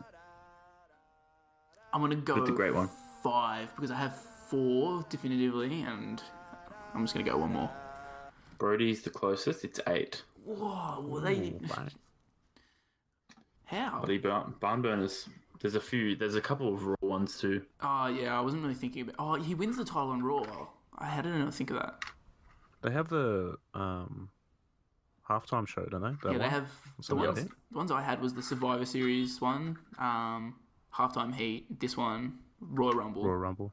and then I Yeah, forgot and about. I forgot about. Mankind loses it on. Oh no, Mankind wins it on Raw, doesn't he? Against The Yeah. Rock eventually. Yeah. Damn it! I should have won Alright. 6. Well, question 9. First in, best dressed question. Okay. Which referee from this event is still active today? Mike Chioda. Yep. Bang. I didn't know. I wasn't paying attention to the referees. I was gonna say Chuck Robinson, but He was in WCW, mate. Well, we're tied up and we're up to the last question. You wouldn't bloody read about it. this isn't staged. The tits segment is at work. Well, the score is 4-4. Are you ready? This is a first in, best dressed question, Oh, okay? jeez. Best ones. I'm going to tell you straight up it's a basketball question. What? Oh, Ready? First in. The Vancouver Grizzlies played in this arena. Can you tell me who was their first draft pick in the 1998 draft? is that a It's 98 pretty easy. draft? Mike Bibby? Yep. Wow. I was The not winner. going to get that. You fucking give me 9 wrestling questions and then you give me a Vancouver Grizzlies question. Hey, you're the bloody journalist. I'm not a Vancouver journalist. You're not even a stop. real journalism. Congratulations, Brody. That's a 5-4 win for you. That brings you up to a trivia score of 4 to Brandon's 1. I've been robbed again. Enough is enough. It's time for change. Brandon, we don't have an off season here on the podcast, so plenty more chances to win. Oh, I'm eyeing off the Christmas special for when I really just peak and hit my stride. That's I it. feel like the Christmas special should be just all Christmas related with WWE. I'm just going to say Christmas questions, like name all of Santa's reindeer.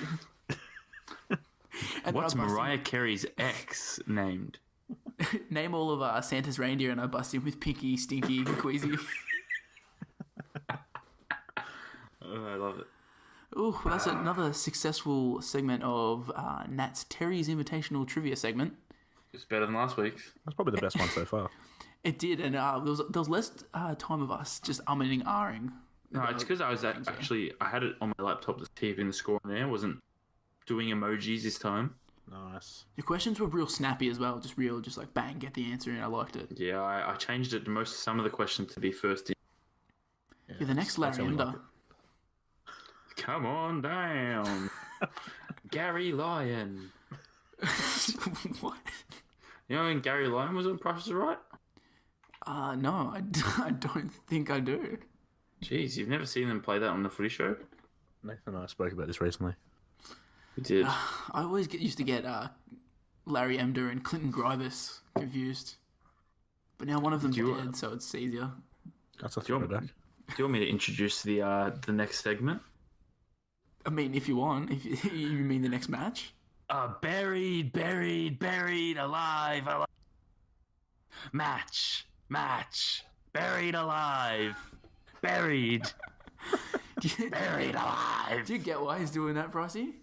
Yeah, well, I'm guessing the promo. Buried. Yeah. Jesus Christ, that fucking dragged on, didn't it? I thought it was a little bit of a weird choice for them to do that, because I just thought they'd fucked up. I'm like, well, There's actually there's another time they do that. I can't remember what pay-per-view, but it's just Vince McMahon over and over saying, "I'm sick and tired, Austin." I'm sick and tired, Austin. That's interesting. So Be a 90s thing. Well, yes, as Nat mentioned, Stone Cold Steve Austin defeats The Undertaker in a Buried Alive match here. It goes 21 minutes and 30 seconds, so just a little bit longer than the tag match to get the honour of being the longest match on the card. But Meltzer did not rate it very highly because he gives it 3.25 stars. Stone Cold's opening a cold one on The Undertaker's grave. Now, wait a minute.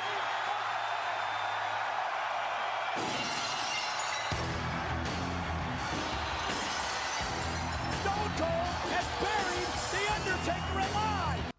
And so The Undertaker comes out here, and this version of The Undertaker's theme just has some dude shredding on the guitar during it. I think you would have liked this, Pricey. That's my first note. I'm fucking digging this song. It's so good. I was confused at the start because it's like a full just shredding on the guitar, and I'm like, oh, okay, this is different. And then it goes into the more like traditional kind of theme that he has when he does his like Brothers of Destruction run. I'm like, oh, okay. And then it goes back to the dude shredding on the guitar. Undertaker, I've heard this song once before, and it was for a promo.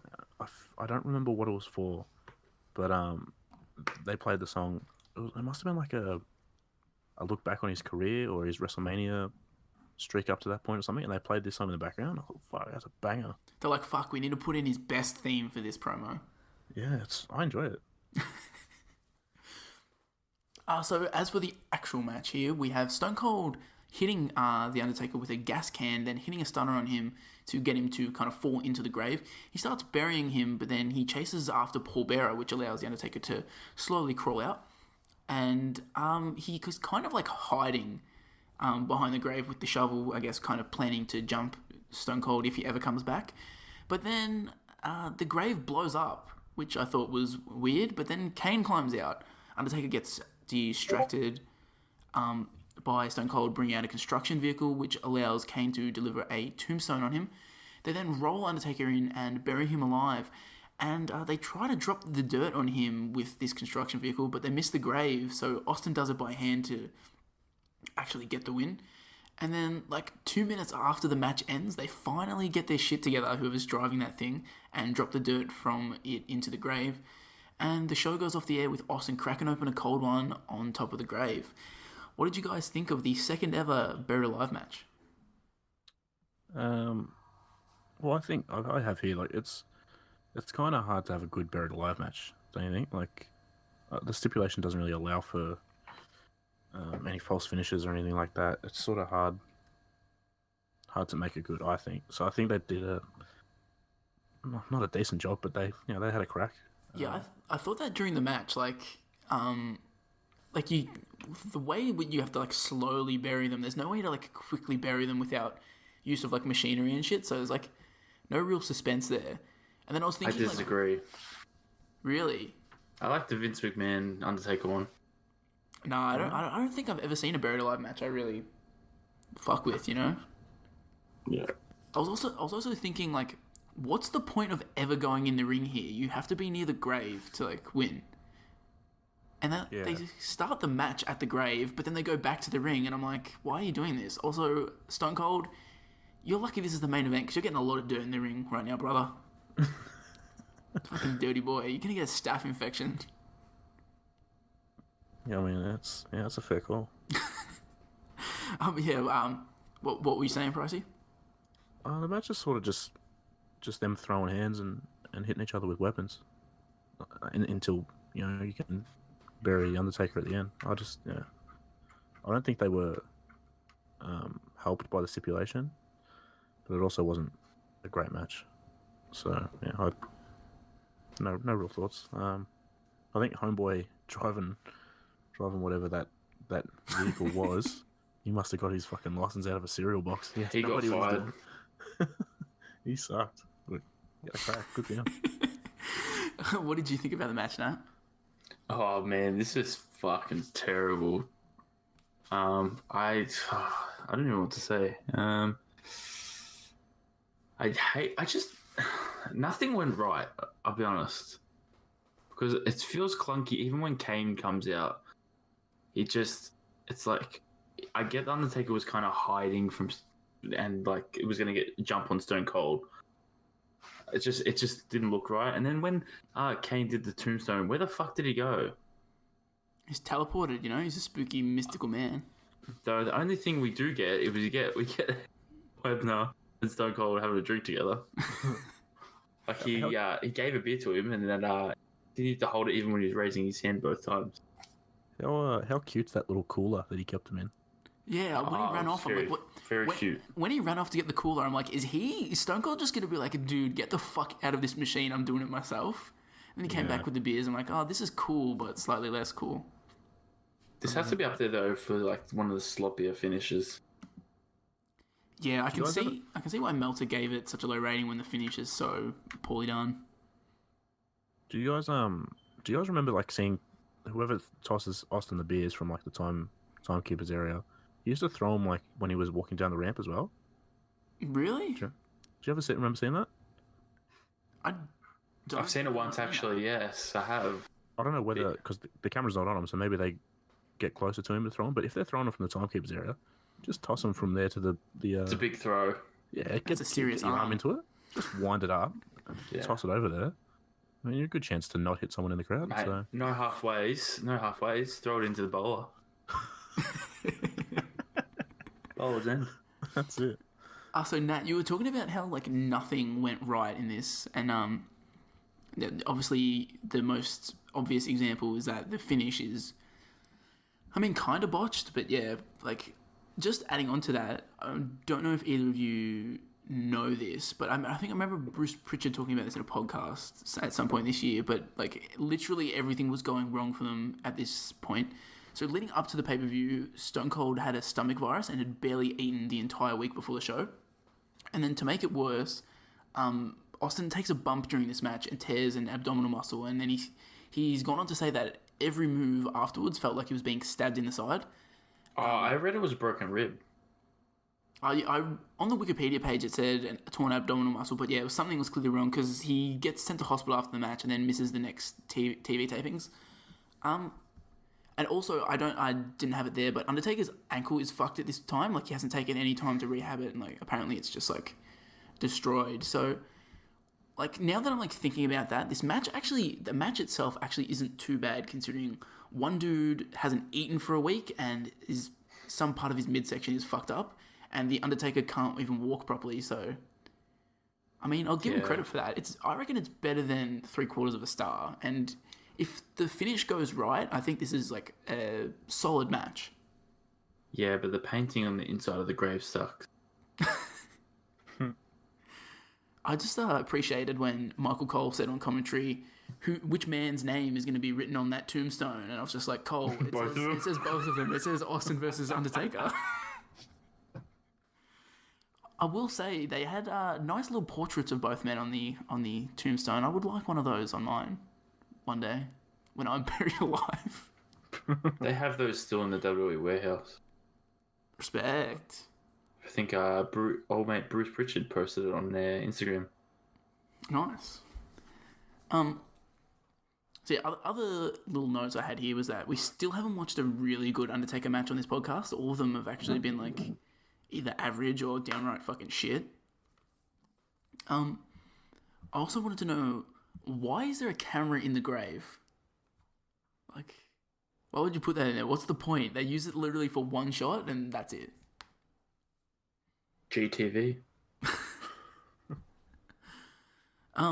And yeah, my final note of any worth here is somebody is holding a banner in the crowd that's kind of near the grave that says "Holy Foley," and I just assume that this person is actually a time traveler who went to the past to warn everybody about that show. Just watch out. Mick Foley's going to do a reality show. You don't want to watch it. Save yourselves. The only note I have left is that someone throws like a drink or something from the crowd. Did you guys notice that? Yes. They made a big sound. Okay, maybe. No, I don't think this is what I was thinking of. Where does this happen? I'm screen recording it right now on my phone. I'm going to send it to you guys. It's as Undertaker puts Austin into the grave. Okay, yeah. It's I didn't expect it. It scared the shit out of me for a second. Well, actually, speaking of like crowd fucking getting in trouble and doing stupid shit, at one point when like Taker and Austin are going back to the ring, they're like near the barricade on the ramp, and like the crowd are like slapping their backs and stuff as they do when they get close to the crowd, and Earl Hebner goes off at someone. Like he full gets like in their face, and like I think he stops following Taker and Austin back to the ring and like tells security like shit. So I don't know what was going on there, but I know it was a little bit weird. That's where I assumed like when you started talking about fucking the crowd throwing something. But either of you got any final notes before we move on from here? Not really. No, I think that's about it. So just before I get into asking you guys what your favourite and least favourite match of the night was, just wanted to point out that the combined match time of this show is an hour and 32 minutes, which means over an hour of the show is stuff other than wrestling. So I assume a lot of that is made up of fucking Deborah's striptease, which, I mean, the crowd liked that, so they wouldn't have been complaining too much. So what did we all think was the match of the night here? Jesus. Jeez, that's a great question. I mean, I have to say the championship match. The WWF championship match. Oh, I thought you meant the tag team match. I just didn't enjoy any match, really. I'll disagree and I'll say the Oddities. just for that. Honestly, I'm looking at the matches on the card, and like, I guess that Mankind defeating The Rock is probably the best match. Either that or Goldust versus Jeff Jarrett, I think, was not the worst, but like, just like for all the absurd shit that happens and like the weirdness of it, I actually think the Oddities versus the Headbangers is my favorite match. It's not the best match, but it's the one I probably got the most enjoyment out of it, because everything else is just boring on this card. It's a pretty shitty card. I was expecting a lot more from it, from something in the prime years of the Attitude Era. So, on the flip side, what did we think was the worst match of the night? I mean, you can pretty much pick any of them, but it's the tag title match for me. What about you, Nat? Fuck. I could say the tag title match, but I could say the Oddities. I'm going to say the Oddities match. The wrestling was shit. The story was cool, but nah. I think technically for me, the Oddities match is probably the worst, but like, I don't know, take your pick. The first match isn't very good. I fucking hated Steve Blackman and Owen Hart. He's the worst wrestler of all time. Yeah, the New Age Outlaws match fucking sucked. The main event is, I mean, it's passable, so it's probably not on the same level as all those other ones. So yeah, like, I don't know. I want to say the New Age Outlaws just because it went 17 minutes long. Like, just who fucking decided that they would get 17 minutes? That's what I'm basing it off of. Like, they're all pretty shitty, but at least the other ones went quicker than that. Yeah, like when it goes 5 minutes long, you're like, oh, okay, that sucked and it was boring, but at least it was only 5 minutes long. This goes a whole 17 minutes, almost the longest match on the card. Like, no, thank you. Yeah. So what are our final overall thoughts on Rock Bottom 1998 as a pay-per-view? I picked a good one, didn't I? You really did. I didn't know anything about it before I picked it last week. I just thought the name was cool, so I did all right. What about you, Nat? I was one to forget.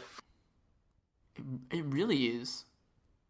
Like, I don't know if this is just being real reactionary because I watched it today, but I think this really could be the least enjoyable thing that we've watched for the podcast. It was definitely one of the hardest. It's definitely a contender. I would agree with that. Like, it's just boring from start to finish. There's very little to, like, enjoy and get excited by. I don't know. Like, I think the other ones at least had, like, some smattering of, like, decent things to watch. I guess Hell in a Cell 2010 was pretty boring. But, yeah. Like, but then there was Hell in a Cell. I don't know, yeah, I'm looking through all of our episodes so far, and honestly, I think this is the worst. Fuck this pay-per-view, and fuck you, Pricey, for picking it. I mean, Nathan Jones was pretty hard to sit through. Yeah, but, yeah, okay, yeah, it was, but we got to see Shannon Moore, so...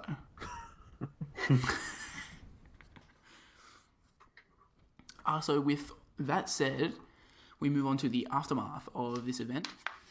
And The Rock and Mankind would continue to feud with each other, as you would have heard in the trivia segment, and they would feud over the WWF Championship throughout the beginning of 1999. Mankind wins his first WWF Championship on the January 4 episode of Raw by defeating The Rock in the main event, thanks to interference by Stone Cold. The pre-taped episode was a bit of a turning point in the Monday Night Wars between WWF and WCW. This is where the iconic moment happens where the announcers give away the result that Mankind would be winning the championship, and they obviously assumed that people wouldn't tune in because they know the results now, but it actually prompted 600,000 viewers to switch from WCW's Nitro to Raw to see Mankind get the win. That'll put butts in seats. Which, like, honestly, if I was in WCW's, like, position, if I like made the decision to spoil that, I would not have assumed that 600,000 people would, like, tune out. Yeah, definitely not. I would have just assumed they'd be like, oh, I know who wins now, I don't need to watch. But this also, announcing this coincided with the Finger Poke of Doom, which was another iconic moment of the Monday Night Wars. So Mankind would lose the WWF Championship back to The Rock in an I Quit match at the Royal Rumble. Rock and Mankind would trade the title until WrestleMania 15, when The Rock finally lost the WWF Championship to Stone Cold, with Mankind serving as a guest referee. And so Dave Meltzer's thoughts on this pay-per-view is that it had bad matches, bad finishes, a dead crowd, and he says 4 hours is too long for a pay-per-view. I'm assuming he's including Sunday Night Heat in there, but you're a ding-dong. It's not part of the pay-per-view. Yeah, but they had to sit through 4 hours. I mean, he has to because it's his job, but, like, fuck off, Dave. He also has a little bit of info on Tiger Ali Singh's manager, Babu.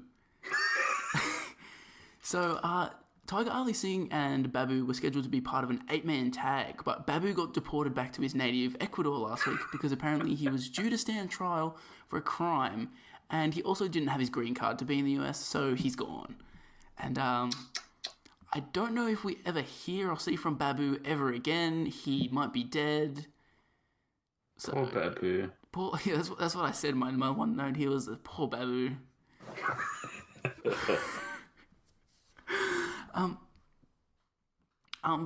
The other news that we have here is about WWF's Super Astros show, which earlier on I said that they were disappointed in the ratings and it did less than what would usually be received in that same time slot. But now it's actually doing pretty strong ratings, that the network is having discussions with WCW about doing their own Lucha Libre show. And they were going to, I guess, make it more traditional Lucha Libre with masked wrestlers, trios matches, and using Conan as the booker, because it was trying to compete with WWF show, which was basically just Mexican guys pre-taped before Raw. And the next pay-per-view that would occur for the WWF would be the 1999 Royal Rumble, and the card that night was Big Boss Man defeating Road Dogg, Ken Shamrock defeating Billy Gunn to retain the Intercontinental Championship, X-Pac defeating Gangrel to retain the European Championship, Sable defeating Luna Vachon to retain the Women's Championship, The Rock defeating Mankind in an I Quit match to win the WWF Championship, and Mr. McMahon winning the Royal Rumble. I'm gonna be honest, that pay-per-view looks fucking dog shit. I hear a lot about that Rock Mankind match. Was that any good? Does anyone know? That's like the only thing on this card that I'm thinking about. Like, I've watched it before. It's like, it's an iconic match. And he wears his tracky dacks there. But, that's why I remember it. The Royal Rumble's pretty good. Are you actually saying that? You being serious? That's a shoot? Yeah, it's actually good. I don't know. From the parts we watched for the test episode we didn't look great. I enjoyed it. I think you're just an Oddities mark. Maybe. But he should have won the Rumble. Which one? But they all win. If one of the Oddities win, they all win. They should have had his Cartman stuffed toy enter the match and then win.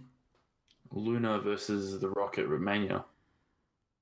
Actually, there's a lot of Oddities on that fucking card. Luna Vachon in the Women's Championship match. The big boys in the Royal Rumble. Kind of want to watch it now.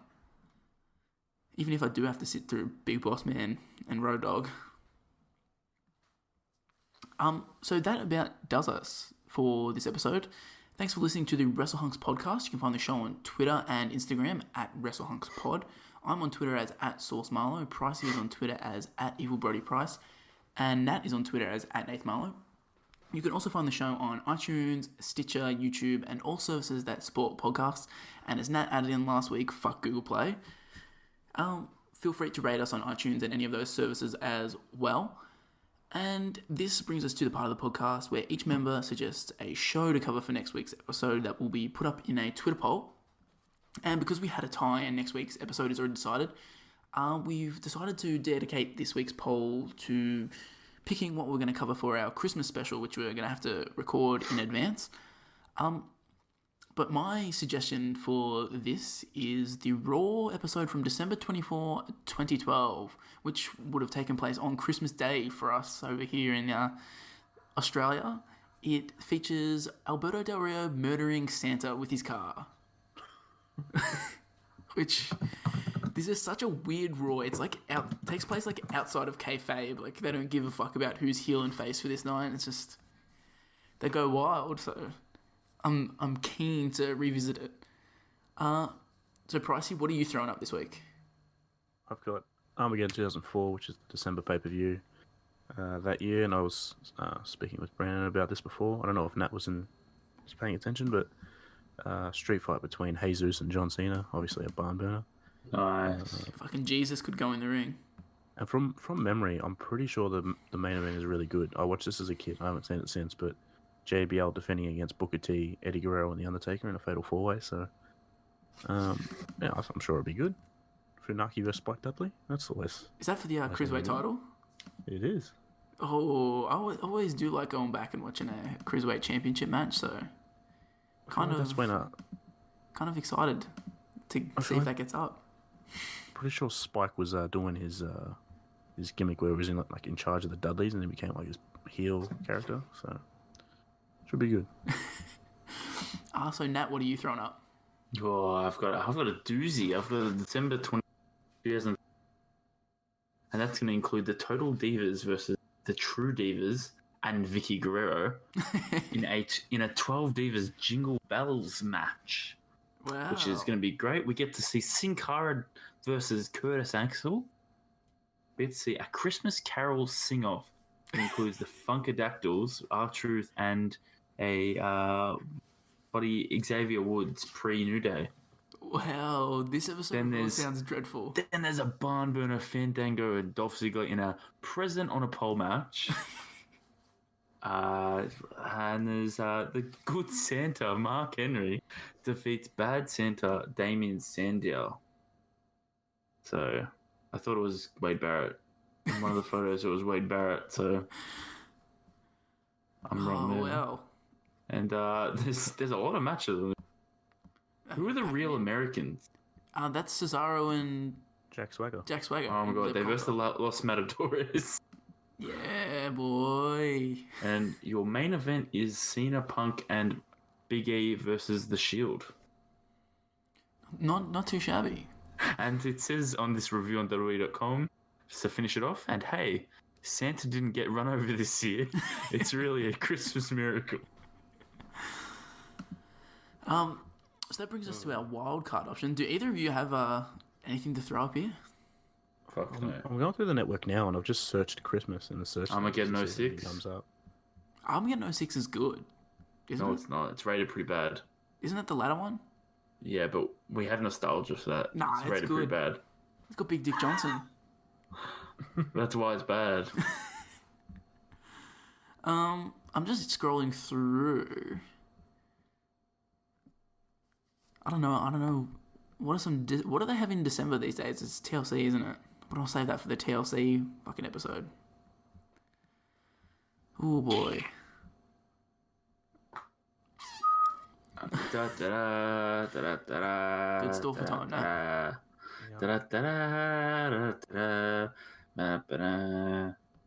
So, how about that weather we've been?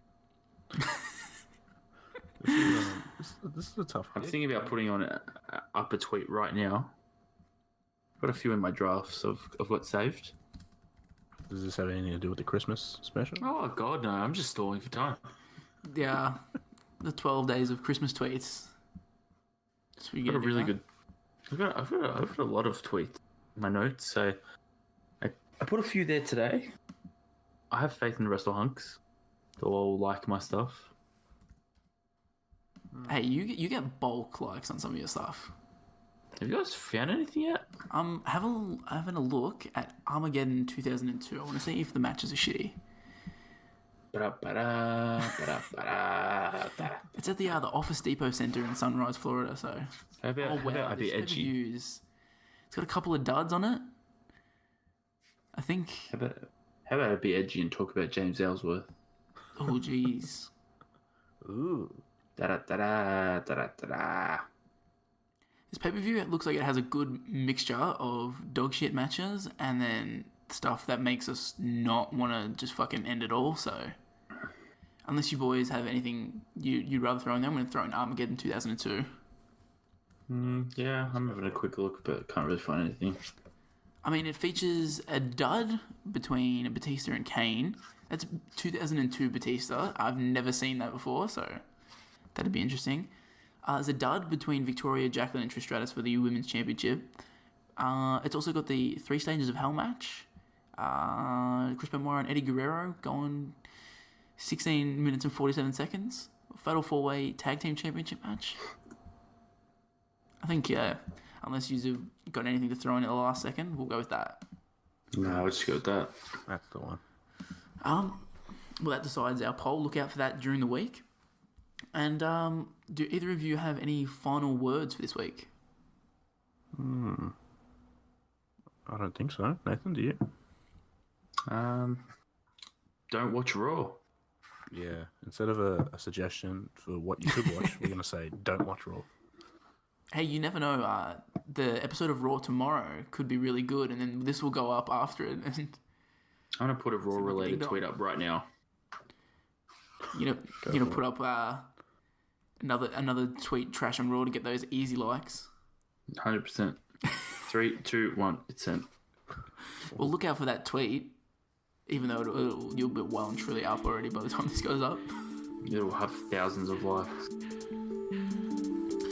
So I guess that does us for this week. Everybody stay hunky. Stay stinky. And pinky and quinky and queasy and cheesy. Twinkie.